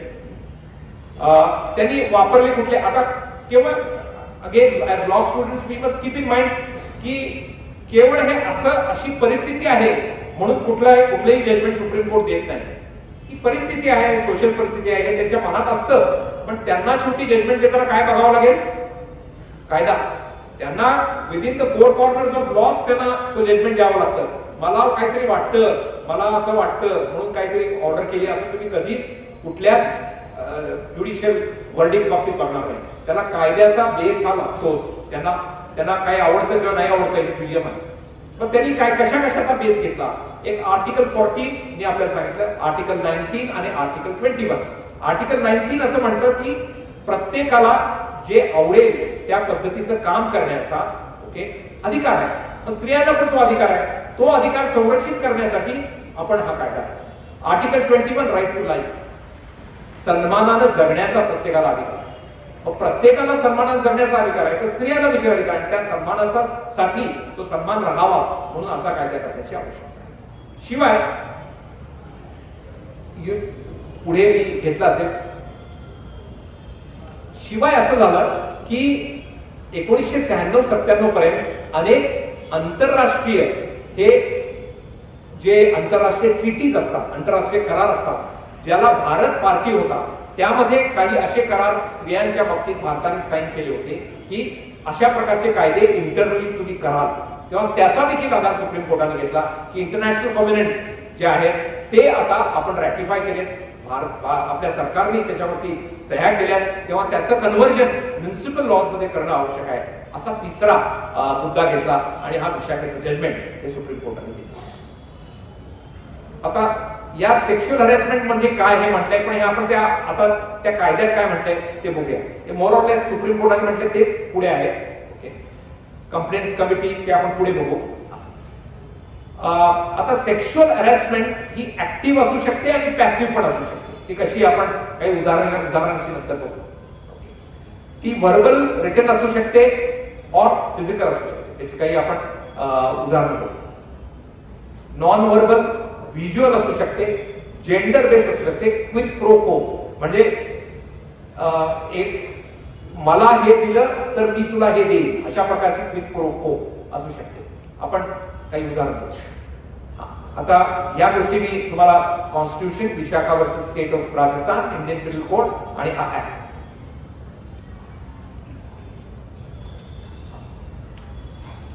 आता आपण या ऍक्ट खाली येऊ. या आता मी म्हटलं त्याप्रमाणे विशाखामध्ये त्यांनी एक कायदाच करून दिला, त्यामध्ये कंप्लेंट्स कमिटी, सेक्शुअल अब्यूजची व्याख्या करून दिली, त्या सेक्शुअल अब्यूजची कंप्लेंट आली तर ती कशी डील केली हे सगळं सुप्रीम कोर्टाने ले डाऊन करून दिलं आणि असं म्हटलं की पार्लमेंट जोपर्यंत कायदा करत नाही तोपर्यंत हा कायदा म्हणून अस्तित्वात येईल. आणि लक्षात घ्या 1996चं जजमेंट आणि आपल्या सरकारला या बाबतीत कायदा करायला 2013 साल होतं. म्हणजे किती वर्ष? 13 अधिक 96 17 वर्षांनी हा कायदा करण्याची सवड आपल्या सरकारला मिळाली. तोपर्यंत विशाखाचं जजमेंट हे तोपर्यंत हे अस्तित्वात होतं. आज देखील या कायद्यात विशाखाच्या जजमेंटमध्ये फार मोठा फरक हा सुप्रीम कोर्टाने हा आपल्या लेजिस्लेचरने केलेला नाही. तर यांनी काय काय केले या कायद्याने हे आपण आता बघूया. या कायद्याचं प्रियांबल जे आहे, आणि कुठल्याही कायद्याचं पहिल्यांदा कायद्याच्या विद्यार्थ्यांनी प्रियांबल वाचावं. का वाचावं? म्हणजे तुम्हाला कळेल की हा कायदा करण्यामागे काय हेतू होता. त्यामुळे तो हेतू तुमच्या एकदा लक्षात आला की त्या कायद्याचा प्रत्येक सेक्शन वाटताना कुठेतरी तुमच्या डोक्यात त्या कायद्याचा हेतू नेहमी लक्षात राहील आणि त्या पद्धतीने त्या कायद्याचा विचार, इम्प्लिमेंटेशन, इंटरप्रिटेशन हे आपण करायचं असतं. Protection against sexual harassment of women in workplace, prevention and redressal of complaint of sexual harassment. आता एक तर प्रोटेक्शन देणं हा एक भाग झाला. आता दुसरं असं प्रोटेक्शन देऊन सुद्धा जर त्याचं उल्लंघन झालं तर काय, यात देखील या कायद्याला त्यांनी उत्तर दिलंय की जर सेक्शुअल अब्यूजची कंप्लेंट आली तर त्याचं मेकॅनिझम काय असेल, ते कंप्लेंट करणारा कोण असेल, कुणाविरुद्ध ती कुणाकडे करायची, त्याची निर्गती कशी करायची, त्याने शिक्षा काय होऊ शकते का नाही होऊ शकते, या सर्व गोष्टीचे उत्तर हे 2013च्या कायद्यामध्ये आपल्याला मिळते. त्यानंतर मी म्हटलं त्याप्रमाणे universal declaration of human rights, article 14, 15, 21 आणि government of India ratified convention on the elimination of all forms of discrimination against women. याचं प्रत्येक कायद्याचं प्रियांबल आणि शिवाय स्टेटमेंट ऑफ ऑब्जेक्शन रिझन्स हे देखील आपण बघितलं पाहिजे. त्यामध्ये काय म्हणते, मी म्हटलं त्याप्रमाणे more and more women joining the workforce both in organised and unorganised sector. या देशात ऑर्गनाइज्डच नाही, अनऑर्गनाइज्ड सेक्टर मध्ये देखील बऱ्याच स्त्रिया काम करतात. अनऑर्गनाइज्ड म्हणजे उदाहरणार्थ डोमेस्टिक वर्कर्स, आपल्या घरामध्ये काम करणाऱ्या स्त्रिया, अनऑर्गनाइज्ड रित्या काम करणाऱ्या स्त्रिया, डेली वेज लेबरर्स, अशा अनऑर्गनाइज्ड सेक्टर मध्ये सुद्धा आता बऱ्याच स्त्रिया काम करतात. या सगळ्यांना प्रोटेक्शनची गरज आहे. आणि judgement of supreme court in Vishakha was a guiding light for the legislature. आता कुठल्याही कायद्याच्या, डॉक्टर मी याच्या अगोदर सांगितलं त्याप्रमाणे, जसा चांगला वापर असतो तसे काही लोक त्याचा मिसयूजही करणारच. कुठल्याही गोष्टीचा चांगला आणि वाईट वापर, टेक्नॉलॉजी आपण बघतोय, चांगला आणि वाईट वापर आहेच. तेव्हा या कायद्याचा जर गैरवापर केला गेला तर त्या बाबतीत देखील त्यांनी तरतूद केली की त्या बाबतीत सुद्धा डिसिप्लिनरी ऍक्शन घेता येते. फॉल्स एव्हिडन्स देणं, चुकीची फॉल्स कंप्लेंट देणं, या बाबतीत जी व्यक्ती अशी फॉल्स कंप्लेंट देईल, फॉल्स एव्हिडन्स देईल, त्याच्या विरुद्ध ऍक्शन, डिसिप्लिनरी ऍक्शन घेण्याची तरतूद या कायद्यात केली. Prohibition of publication or making non content of complaints legal. आणि या कायद्यामध्ये अशी कंप्लेंट, त्याचं प्रोसिडिंग, याचं कुठलंही पब्लिकेशन कोणालाही करायला परमिशन नाही. कारण कॉन्फिडेन्शियलिटी, सिक्रेसी ही मेंटेन करणं आवश्यक असतं. कारण आपल्या समाजात थोडासा असा समज आहे की रेप केलेली स्त्री ही व्हिक्टीमपेक्षा तिच्याकडे गुन्हेगार म्हणून बराच वेळा बघितला जातो तो. आणि त्यामुळं याची म्हणजे अशी कंप्लेंट करणारी स्त्री तिच्या बाबतीतच काहीतरी उठवलं जातं की हीच अशी असेल, हे हिचंच प्रकरण असेल वगैरे वगैरे.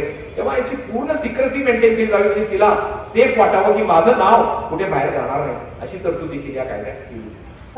इंटरनल कंप्लेंट्स कमिटीचे हाताळणी करणाऱ्या बऱ्याच महिला म्हणजे महाविद्यालयातून पण बरेच जण आलेले आहेत आणि सरांनी अगदी व्यवस्थितरित्या सांगितलं की वयपरत्वे किंवा वेळेनुसार किंवा प्रत्येक गोष्ट आपण कशी घेतो त्याच्यानुसार ती सेक्शुअल हॅरेसमेंट आहे की नाही. आता बऱ्याच ठिकाणी म्हणजे आमच्या महिला पण महाविद्यालयातून आले, बऱ्याच ठिकाणी बऱ्याच गोष्टी कॉलेज लेवलला पण मुलांमध्ये वगैरे होतात. तर त्यावेळेला आपण हँडल कशा करायच्या आहेत याबद्दल बऱ्यापैकी आपल्याला मार्गदर्शन मिळाले आहे. आणि त्यामुळे बऱ्याच वेळेला हा कायदा इतका इझी सांगणारे पण लोक भेटत नसतात.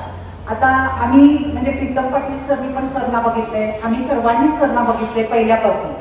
तर सरांची आत्ताची स्टाईल फार डेव्हलप झाली आहे मला वाटतं, कारण का ती आपल्याला व्यवस्थित पोचते. कारण बऱ्याच वेळेला म्हणजे NSOTला मी होते लेक्चरर, त्यावेळेला पण सर वेगवेगळ्या फंक्शनला वगैरे यायचे.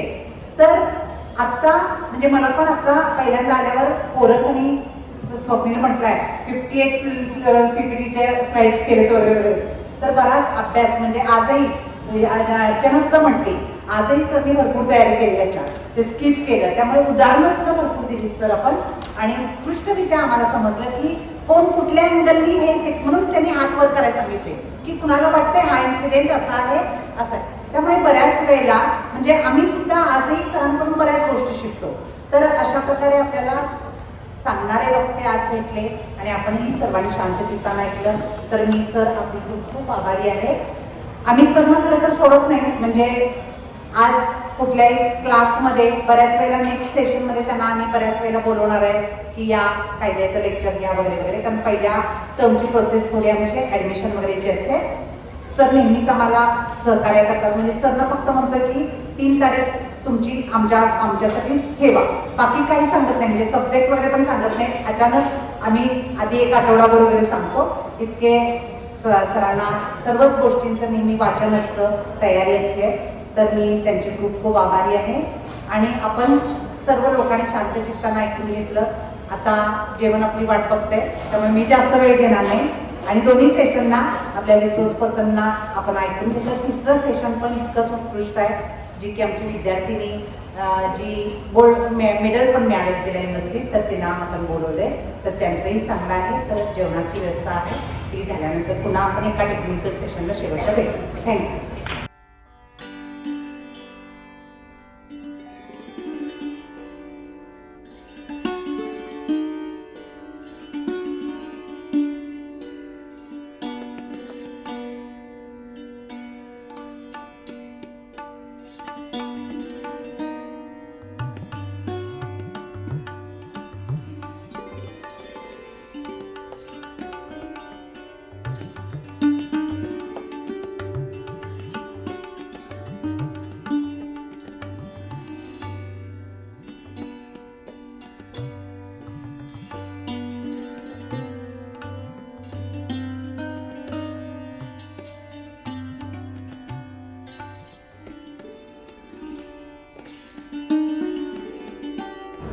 Good afternoon all. Respected Principal Sir, Patil Sir, Archana Thurat Ma'am and Suchita Ma'am and all my dear students and colleagues. We are going to start with our technical session number 3 and our resource person for the technical session number 3 is Dr. Archana Thurat. I just want to introduce Dr. Archana Thurat. Dr. Archana Thurat has completed her BA LLM. She has completed her post-graduation in HR, ADR, postgraduate diploma in HRADR. She has qualified her SET examination and she has been awarded the degree of PhD in law in 2022. She has been working as assistant professor in YC Law College, Rajaram Bapu Institute of Technology, MBA department, Bharati Vidyapet, New Law College, Sangli, and she is having a teaching experience of almost 16 years. She has presented in various seminars, conferences, workshops, and she has also published a number of papers in the national and international publications. And I would like to add to this that she is having a very active participation in various radio channels, on YouTube channels, and one more thing is that she is my very good friend. So I would like to invite Dr. Archana Thorat to give us her valuable words.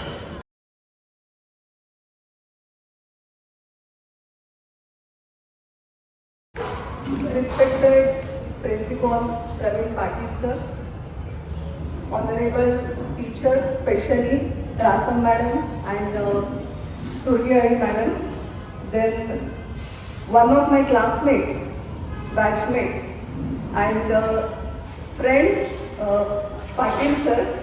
After long time we met here for this particular function, and all my dear friends. I'm not addressing you as a friend, addressing you as my student, because I'm not teacher of you people, but in my opinion, the person who is teaching, wherever he is teaching or she is teaching, every student of every law college is his or her student. Okay? But instead of student, I would like to call you friends, because I believe that friendship is only criteria where we can bind our emotions and our intellectual with the student also. Okay?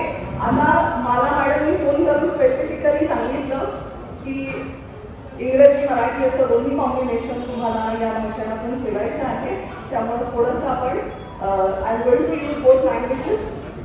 Mostly Marathi सरांनी आता reference दिलेला आहे की मराठीमध्ये जास्त बोलण्याचा प्रयत्न मी करते. आज 3 जानेवारी आहे. हा कार्यक्रम एम्पॉवर विमेन हे जे टायटल दिलेलं आहे 3 जानेवारीच्या अनुषंगाने खूप महत्त्वाचं आहे असं मला स्वतःला वाटतं. कारण ज्या सावित्रीबाईंच्या फोटोंना पुष्पहार अर्पण करून आपण सकाळी या कार्यक्रमाची सुरुवात केली, त्या सावित्रीबाईंचे मूळ कार्यक्रमांच्या रूपाने फेडणं हे तर महत्त्वाचं आहेच, पण 3 जानेवारीच्या दिवशी पुन्हा एकदा महिलांना एम्पॉवर करण्याची गरज आहे हे मांडणं सुद्धा तितकंच महत्त्वाचं आहे असं मला स्वतःला वाटतं.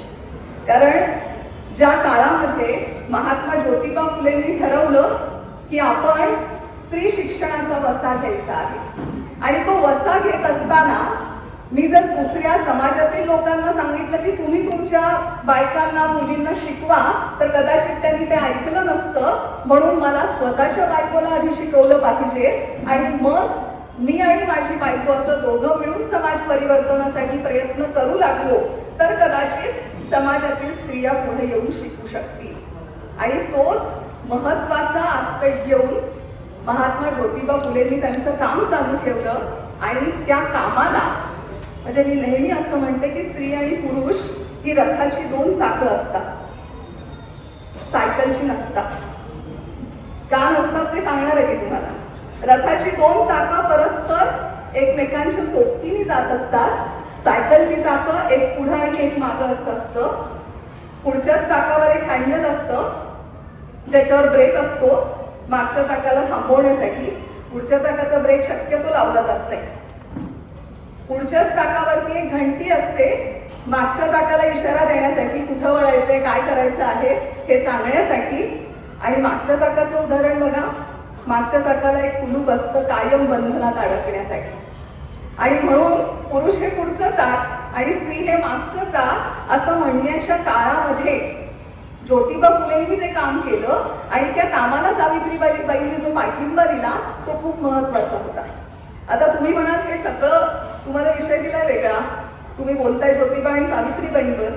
हे का सांगतेय मी तुम्हाला, कारण समाज जीवन बदलायचं असेल तर समाजाचा विरोध स्वीकारून, समाजाचा विरोध पत्करून आपल्याला आपल्या कुटुंबापासून सुरुवात करायची आहे ही जाणीव त्या दोघांना होती. त्यामुळे शेणाचा मारा केला गेला, अंगावर पाणी टाकलं गेलं, दगडधोंडे मारले गेले, तरी सावित्रीबाई थांबल्या नाहीत. ज्योतिबांनी त्यांना थांबू दिलं नाही. बरोबर. आता विषय काय आहे, domestic violence, socio legal and psychological impact. आता आपल्याला सामना कोणाला करायचा आहे, घरातल्यांचाच सामना करायचा आहे. की जिथं घरातली माणसं बरोबर असतात, सोबत असतात, तेव्हा समाजाला विरोध करण्याची क्षमता बाईमध्ये असते, ती शक्ती बाईमध्ये निर्माण होते. आणि म्हणून बऱ्याच वेळा म्हटलं जातं की यशस्वी पुरुषामागे एक स्त्री उभी असते आणि यशस्वी स्त्री मागे तिला खंबीरपणाने साथ देणारा पुरुष असतो.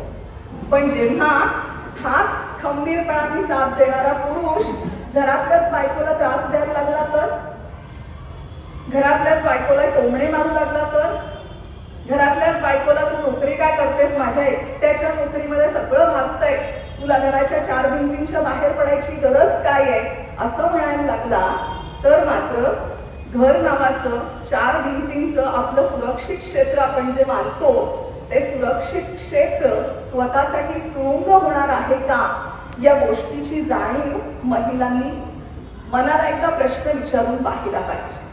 आणि 2005 साली कौटुंबिक हिंसाचार कायदा कशासाठी अंमलात आणला या गोष्टीचा जेव्हा आपण मागोवा घेण्याचा प्रयत्न करू लागतो तेव्हा मला IPCचं 498 कलम जास्त तीव्रतेनं समोर येतो. कारण 1860चा इंडियन पिनल कोड आपण वापरत आहोत, त्याच्यामध्ये बऱ्याच सुधारणा आपण केलेल्या आहेत. 1983 साली क्रुएल्टी हा सेक्शन या IPC मध्ये घालण्यात आला. का घालण्यात आला तर त्यावेळी महिलांवर खूप अत्याचार होत होते. हुंड्यासाठी सतत महिलांना माहेरकडून मागणी करायला लावावी यासाठी दबाव आणला जात होता. आणि हे सगळं करत असताना शासनाला असं वाटलं की महिला घरामध्ये सुरक्षित राहिल्या पाहिजेत. त्याचबरोबरीनं ही सगळी लोक जी कारणीभूत आहेत की ज्यांच्या मार्फत महिलेला त्रास होतो या सगळ्यांना कायद्याच्या माध्यमातून दबाव आणण्याचा प्रयत्न केला पाहिजे. आणि म्हणून 1983 साली 498 भारतीय दंड विधानामध्ये समाविष्ट करण्यात आला. त्याचा संबंध कौटुंबिक हिंसाचार कायद्याशी साधर्म्य साधणारा आहे. कारण आपण जेव्हा 498 बघायला जातो त्यामध्ये काय सांगितलेलं आहे की जो व्यक्ती कोण आहे जी पीडित म्हणून ओळखली जाते तर लग्न झालेली महिला असा उल्लेख त्याच्यामध्ये आलेला आहे. तर हे मी का सांगते हे त्याचा संदर्भ पुढे येणार आहे आपल्याला. दुसरी गोष्ट काय सांगितली की जो त्रास देतो तो पुरुष आणि त्या पुरुषाचे नातेवाईक यांच्या विरोधात स्त्रीला दावा दाखल करता येऊ शकेल. कशा संदर्भात तर गुन्ह्यासाठी छळ होत आहे, म्हणजे प्रॉपर्टीशी रिलेटेड काही मॅटर असेल तर, आत्महत्येला प्रवृत्त केलं जात असेल तर, आणि या सगळ्या गोष्टींचा मागोवा घेतल्यानंतर 3 वर्षापर्यंतची शिक्षा देण्याचा अधिकार इंडियन पिनल कोडने दिलेला आहे.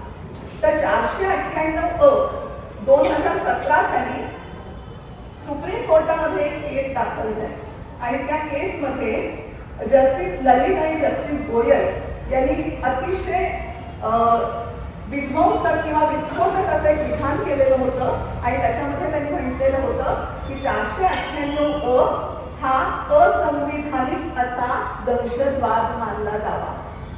मग दहशतवाद करणारी व्यक्ती कोण तर ती महिला आहे असं त्यांनी त्यांच्या त्या जजमेंटमध्ये दुर्दैवाने लिहिलेलं होतं. तर 2017 नंतर 2018 साली त्याच्यावरती रिव्ह्यू पिटिशन अर्थातच दाखल झालं. या निर्णयाचा खूप मोठ्या प्रमाणात विरोध करण्यात आला आणि पुन्हा सुप्रीम कोर्टाने त्या रिव्ह्यू पिटिशनचा आधार घेऊन सांगितलं की आता ज्युडिशियरीनेही महिलांच्या बाबतीमध्ये एखादा निर्णय देत असताना अशा पद्धतीनं शब्दांचा वापर केला जाऊ नये. कारण 498 च्या माध्यमातून 1983 साली स्त्रियांना खऱ्या अर्थाने न्याय देण्याचा प्रयत्न केला गेलेला आहे. त्यामुळे अशा पद्धतीनं तुम्ही स्त्रियांवर शब्द वापरू शकत नाही. आणि मला वाटतं मागच्या वर्षभरातलं तुम्ही सुप्रीम कोर्टाचं तुम्ही कोर्टाच्या निर्णयामध्ये कुठल्या पद्धतीची भाषा वापरायची आहे, शब्द वापरायचे आहेत या संदर्भात एक पुस्तिका सुप्रीम कोर्टाने प्रकाशित केलेली आहे की तुम्ही एखादा निर्णय देत आहात तर त्याच्यामध्ये तुम्ही स्त्रीचा उल्लेख कसा करायचा आहे याची काळजी तुम्ही जास्तीत जास्त घेतली पाहिजे असं सांगितलेलं आहे. तर हे 498 हा कौटुंबिक हिंसाचार प्रतिबंधक कायदा याच्याशी कनेक्टेड आहेच, पण त्याचबरोबरीनं सकाळपासून जे सेशन्स तुम्ही ऐकत आहात तर ज्यामध्ये आर्टिकल 14चा उल्लेख झाला, आर्टिकल 21चा उल्लेख झाला. मी त्याच्यामध्ये आणखी एक ॲडिशन करते की जो ह्युमन राईट्स ॲक्ट आहे 1993 सालचा तो सुद्धा या कौटुंबिक हिंसाचार प्रतिबंधक कायद्याशी संबंधित आहे. तर महिलांना जगण्याचा अधिकार तर आहेच, जगण्याचा अधिकार आपल्या सगळ्यांना दिलाय, पण जगण्याचा अधिकार सन्मानानं जगण्याचा अधिकार असला पाहिजे याची जाणीव ठेवून घरातल्याच नव्हे तर बाहेरच्या व्यक्तींनी सुद्धा वागलं पाहिजे असं राज्यघटनेने नमूद करून ठेवलेलं आहे. त्यामुळे समाजातून जेव्हा घरापर्यंतचा जो प्रवास आहे तो घरापर्यंतचा प्रवास खरं तर 4 भिंतींच्या आत काय घडतं हे जाणून घेण्याचा अधिकार कुणालाच नाही. Right to privacy is a fundamental right under article 21 of Indian constitution जे 2017 साली सुप्रीम कोर्टाने आर्टिकल 21 खाली अंतर्भूत करण्याचा प्रयत्न नाही अंतर्भूत केला गेला. तर त्या राईट टू प्रायव्हसी अंतर्गत घराच्या 4 भिंतीत कोण कुणाला काय म्हणतं, कोण कुणाला मारहाण करतं, कुणाचं काय चालू आहे या गोष्टींमध्ये जाणं योग्य नाही, जे मोरॅलिटीच्या पण विरुद्ध आहे. पण ज्यावेळी घरातल्या 4 भिंतींमध्ये घडणाऱ्या घटना एखाद्या स्त्रीचा अपमान करणाऱ्या असतील, घराच्या 4 भिंतींमध्ये घडणाऱ्या घटना एखाद्या स्त्रीला मानसिकदृष्ट्या विकल करणाऱ्या असतील आणि 4 भिंतींच्या आत घडणाऱ्या गोष्टींच्या माध्यमातून त्याचा परिणाम ती महिलाच नव्हे तर समाजावर सुद्धा होणार असेल तर अशा महिलांना संरक्षण दिलं पाहिजे असं कायद्याने सांगितलेलं आहे. मग मी मगाशी जो 498 उल्लेख केला त्याच्यामध्ये फक्त लग्न झालेली स्त्री असा उल्लेख आहे. आपण आता 1 by 1 ज्या प्रोव्हिजन आहेत सगळ्या प्रोव्हिजन मी सांगणार नाही. 5 चॅप्टर्समध्ये आणि 37 सेक्शनमध्ये हा कौटुंबिक हिंसाचार कायदा विभागलेला आहे. त्यातल्या ज्या महत्त्वाच्या गोष्टी आहेत त्या सांगण्याचा प्रयत्न मी आज आपल्यासमोर करणार आहे. जेवण झालेलं आहे बरोबर, झोपेची थोडीशी धुंदी डोळ्यांवर आलेली आहे आणि हे चॅलेंजिंग असतं बोलणाऱ्यासाठी की आपलं ऐकताना कोणी झोपू नये याची काळजी तर घ्यावीच लागेल, पण त्याचबरोबर मी जे काय सांगते ते सुद्धा समजलं पाहिजे याची पण काळजी घेऊन आपण आता माझ्या विषयाला सुरुवात करूया. Next slide. तर एक डेटा मी तुम्हाला दाखवते की ज्यांच्या कोलॅबरेशननी आज आपण हा वर्कशॉप घेतलेला आहे. तर नॅशनल कमिशन फॉर विमेन यांचा हा 2021 आणि 22चा डेटा आहे की ज्या माध्यमातून स्त्रियांवर जे अत्याचार झालेले आहेत किंबहुना डोमेस्टिक व्हायलन्सच्या ज्या केसेस आहेत त्यांचा उल्लेख आहे. 2021 साली 6,982 केसेस दाखल झाल्यात आणि 2022 साली 6,684 केसेस दाखल झालेल्या दिसून येत आहेत. म्हणजे कायदा झाला 2005 साली, कायद्याचं इम्प्लिमेंटेशन चालू झालेलं आहे 2006 साली. आज 2023 पार करून 2024 मध्ये आपण आलेलो आहोत, पण गुन्ह्यांची संख्या मात्र दिवसेंदिवस वाढताना दिसते. आता 2023चा डेटा कुठे आहे तर तो आता जानेवारी-फेब्रुवारीच्या दरम्यान तो पब्लिश होणार आहे. त्यामुळे 21-22चा डेटा आपण बघितलेला आहे. त्यामुळे आजही भारत कितीही महासत्ताक होण्याचा प्रयत्न करत असला, भारत कितीही समानतेचं तत्व घेऊन जगासमोर उभा राहत असला तरीही दुर्दैवाने या सगळ्या केसेस बघितल्यानंतर आजही डोमेस्टिक व्हायलन्स मोठ्या प्रमाणात भारतामध्ये घडत आहे हे सत्य कुणीही नाकारू शकणार नाही.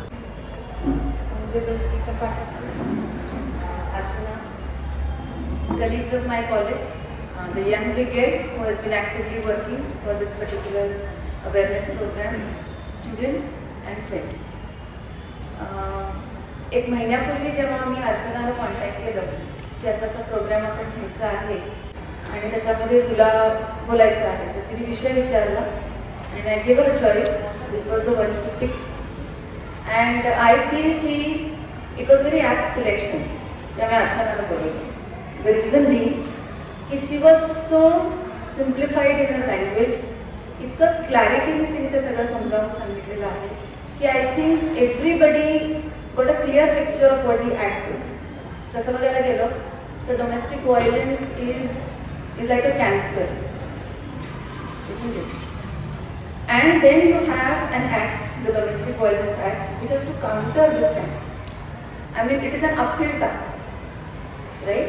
म्हणजे सॉलोमन फिशबद्दल सगळ्यांनी ऐकलेलं आहे की it goes down the river just to lay the eggs it goes back to the origin of the river. But by the time it reaches आणि ते अपहिल जातं.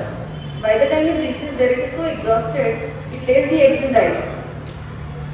So the domestic violence act and its implementation is like this uphill task, because we find that it is the success or the failure of it is easy for us to sit and comment on. But त्याच्यावरती एवढे social impacts आहेत, एवढे political impacts आहेत की आता Shah Bano case is such a leading example of one of the greatest failures that is happen. तर अशा पद्धतीने आपण जर या डोमेस्टिक व्हायलन्स ॲक्टचा विचार केला की it is not to blame anyone, it is not to hold somebody guilty, it is not to criminalise anyone, but rather it is a social solution to a problem that is a part and parcel of a patriarch society. That's all. जर अशा simplified methodology ने आपण त्याच्याकडे बघितलं तर I think the act would be much more successful. Of course, Archana has not only elaborated upon the act, तिने conceptually ते clear केलेलं आहे. त्याची methodology, त्याचे process, त्याचे functionaries, त्याची authority, with examples, with the lacunas, she has cleared everything. So from the bottom of my heart, I would like to thank Dr. Archana Thorat Madam for addressing all of you. In fact, she sought a dialogue with all of you, communication, because it was not a one-sided thing. She was speaking to all of us rather than lecturing us. For this particular session, the third technical session, of course, like she pointed out very rightly, it was a difficult session because post-lunch is always very difficult. But I appreciate all the audience who's maintained their attention. I also thank the team again for organizing this session. Thank you.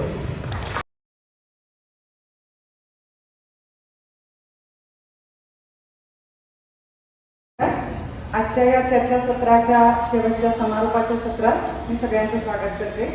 या समारोपाच्या सत्राचे प्रमुख पाहुणे माननीय Shri Pritam Kumar Patil sir हे आमच्या विनंतीला मान देऊन आज इथं आले आहेत.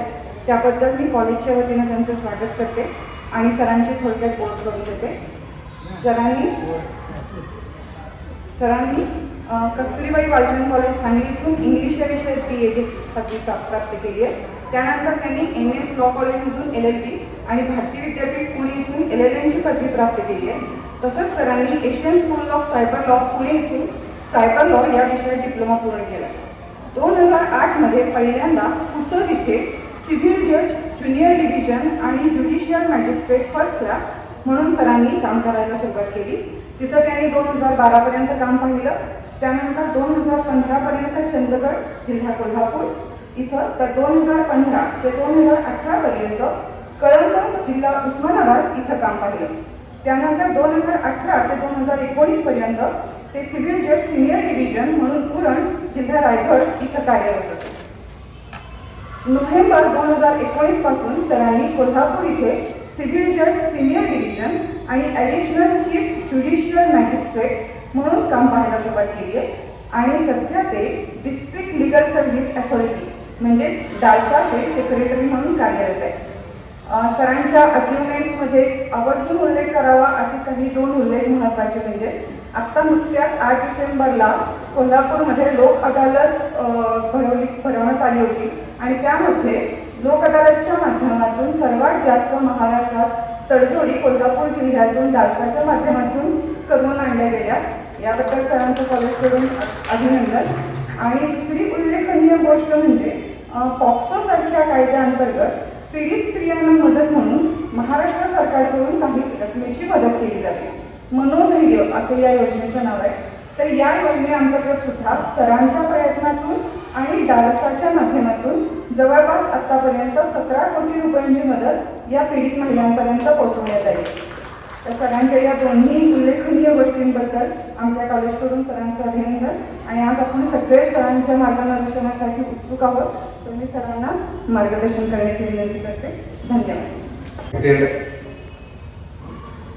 Doctor Pravin Patil, principal Shahajirao college, doctor Savita Rasan madam, all dignitaries on the dais,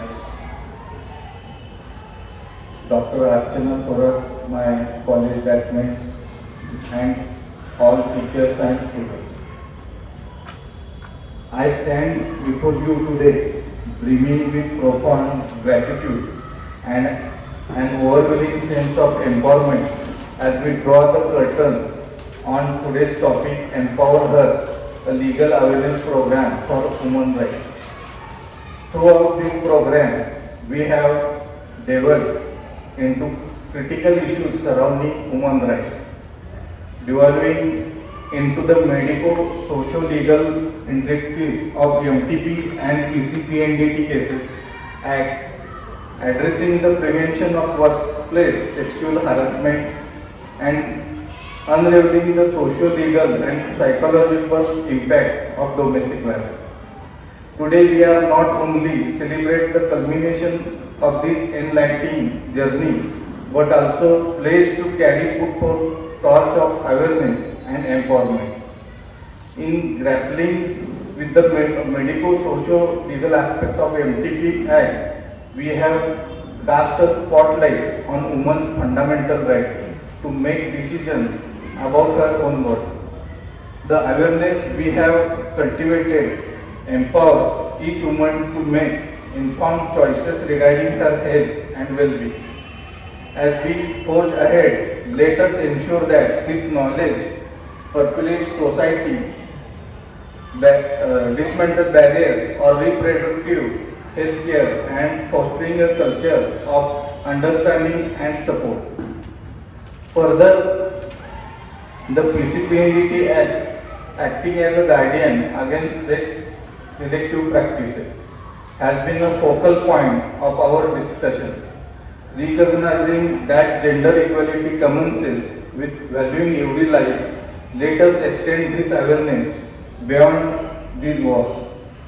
Let us become advocates for the responsible use of medical technologies, standing as champions against any form of discrimination. The workplace should be a sanctuary where every woman feels safe and respected. As we dissect the provisions of sexual harassment of women at workplace Act 2013, we comprehend that a culture of prevention, prohibition and redressal is indispensable. Further, let us carry this knowledge into our professional sectors, cultivating an environment that cherishes the dignity and well-being of every woman in the workplace. The socio-legal and psychological of domestic violence are profound and far-reaching. By navigating this somber reality, we acknowledge the imperative for comprehensive approaches to address and eradicate this suffrage from our society. May our awareness come into action and creating a robust network of support for those affected and working towards a future from the cycles of domestic violence. As we draw the curtain on this program, let us not perceive it as a conclusion, but rather as a new genesis. Armed with knowledge, understanding, and a shared commitment to women's rights, we are poised to effect change. Each one of you is now an ambassador of empowerment, a catalyst for change. In the immoral word of Margaret Mead, I could never doubt that a small group of thoughtful, committed citizens can change the world. Indeed, it's the only thing that ever has. I am. Today we constitute that group. Let us bear the torch of empowerment, illuminating the path for others to tread. Heartfelt gratitude to our esteemed speakers and that resource persons, dedicated participants and organizing team of Shahaji Law College for this success of Empower Her. May the seeds of awareness which sown by the Shahaji Law College today burgeon into forest of empowerment where every woman's rights are revered, safeguarded and celebrated. Together, let us persist in empowering her, empowering us, and empowering the world. Thank you. Thank you very much.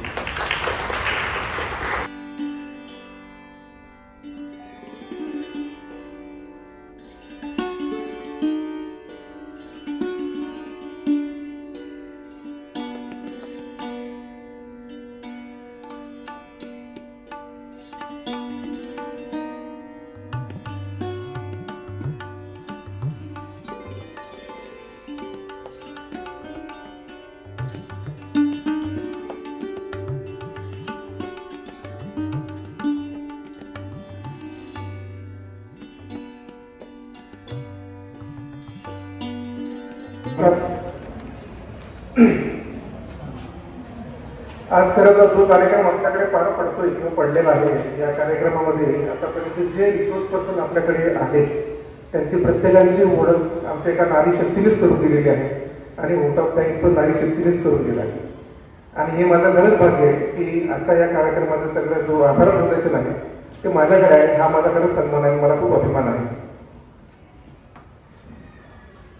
कार्यक्रमाचा शेवटचा भाग म्हणजे आभार आणि त्यासाठी मी आज इथे उभा आहे. आज women safe and library committee यांच्या संयुक्त विद्यमानाने आयोजित empower her a legal awareness programme for women rights या एकदिवसीय कार्यशाळेसाठी आज आपण सगळे इकडे एकत्र जमलेलो आहोत. बहुरूपात वावरतानाही भाव नसतो कधी शक्तीचा, अभिमान म्हणूनच नेहमी वाटतो मला स्त्री शक्तीचा.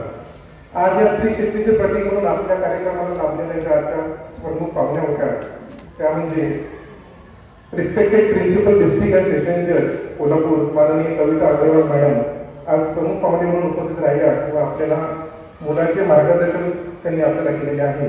आधुनिक काळात कायद्याची जागरूकता स्त्रियांना असायला पाहिजे याबद्दल त्यांनी आपल्याला खूप छान प्रकारे समजून सांगितलं. शहाजी लॉ कॉलेजच्या वतीने आणि कौन्सिल ऑफ एज्युकेशनच्या वतीने मी त्यांचे आभार मानतो. ती स्त्रीच आहे जिने आयुष्य जगायला शिकवले, ती स्त्रीच आहे जिने या जगाला अर्थ दिला. तरी सुद्धा तिच्या जन्मावर अस्तित्वावर प्रश्न निर्माण होतो. त्याविषयी टेक्निकल सेशनमध्ये आपल्याला बरेच मार्गदर्शन करण्यात आलेले आहे. आपल्या कौन्सिल ऑफ एज्युकेशनच्या अध्यक्षा सौ रंजिताई मगदूम मॅडम आज आपल्या या कार्यक्रमाला उपस्थित राहिल्या. त्यांचेही मी शहाजी लॉ कॉलेजच्या वतीने आभार मानतो. डॉक्टर विश्वनाथ मगदूम सर सचिव कौन्सिल ऑफ एज्युकेशन यांनी सुद्धा आपल्याला या आजच्या कार्यक्रमाच्या माध्यमातून खूप चांगलं मोलाचं मार्गदर्शन केलं. मी त्यांचेही आभार मानतो. त्यानंतर doctor Pravin Patil sir Shahaji law college principal Shahaji law college Kolhapur त्यांचे आभार मानतो. आजच्या या कार्यक्रमाला DRK कॉलेज ऑफ कॉमर्सचे प्राचार्य डॉक्टर VA पाटील सर उपस्थित राहिले, त्यांचेही मी आभार मानतो. त्यानंतर night college of arts and कॉमर्सचे प्राचार्य डॉक्टर फराटे सर तेही आज उपस्थित होते, मी त्यांचेही आभार मानतो. त्यानंतर आपल्या या पहिल्या टेक्निकल सेशनला उपस्थित डॉक्टर गोरख मंद्रुकर सर यांनी PCPNDT आणि MTP ॲक्टवर एवढ्या सोप्या भाषेत आणि मराठीमध्ये एवढं सुंदर त्यांनी समजून सांगितलं. मी सरांनाही मगाशी प्रिन्सिपल सरांना म्हटलं की एवढं छानपैकी मराठीमध्ये त्यांनी जे समजून सांगितलं ते खरंच खूप छान होतं. म्हणजे माझ्याही ज्ञानामध्ये त्यांनी भर पडली. आणि हा कायदा किती महत्त्वाचा आहे 1971 पासून ते आतापर्यंत झालेले बदल त्यांनी खूप चांगल्या पद्धतीने आपल्याला सगळ्यांनी त्यांनी समजून सांगितले. त्यांनी एवढं चांगलं मोलाचं मार्गदर्शन केल्याबद्दल मी सरांचेही आभार मानतो. स्त्रीने एकाला प्रकाश द्यावा, पण हा प्रकाश देताना समयला कितीतरी धग सोसावी लागते. ही सोसावी लागणारी धग म्हणजे हॅरॅसमेंट. स्त्रियांबाबत घरात समाजात कामाच्या ठिकाणी होणारा शारीरिक मानसिक छळ ही हॅरॅसमेंट यासाठी आपल्याला या सेशनला ॲडव्होकेट संतोष सर यांनी खूप जास्त मोलाचं मार्गदर्शन केलं. त्याबद्दलचे कायदे, त्याबद्दलचे सगळ्या लिगल ॲस्पेक्ट त्यांनी आपल्याला खूप छान प्रकारे समजून सांगितले. मी त्यांच्याही शहाजी लॉ कॉलेजच्या वतीने आभार मानतो. जबाबदारीसह होते भरावी नाव तिचे आहे नारी, तरी सुद्धा या नारीला कौटुंबिक हिंसाचाराला सामोरे जावं लागते.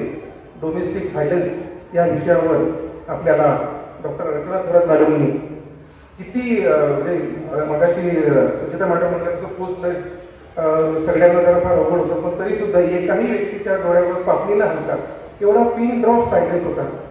एवढं छानपैकी म्हणजे वेगवेगळे एक्झाम्पल देऊन मॅडमने एवढं सुंदर समजून सांगितले.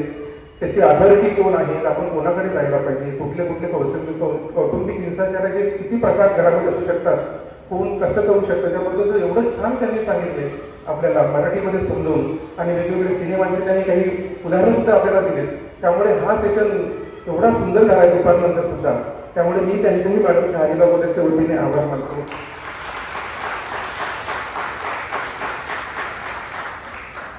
आपल्या या कार्यक्रमाला डिस्ट्रिक्ट लीगल ऑथॉरिटी सर्व्हिसेसचे secretary honourable Shri Pritam Kumar Patil sir, secretary of Khalsa, हे आज त्यांनी खूप दिवसभर आज सर आमच्यासोबत होते.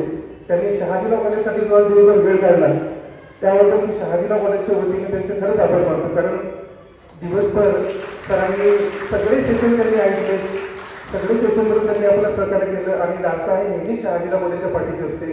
कुठलेही उपक्रम डान्साच्या मार्फत घेतले जातात तेव्हा मात्र शहाजी लॉ कॉलेजचे आमचे सगळे विद्यार्थी त्यामध्ये अगदी मन लावून काम करतात. आणि डान्सासुद्धा आपल्या कॉलेजच्या विद्यार्थ्यांना कायम सामावून घेते. त्याबद्दलही मी सरांचे, पाटील सरांचे शहाजी लॉ कॉलेजच्या वतीने आभार मानतो.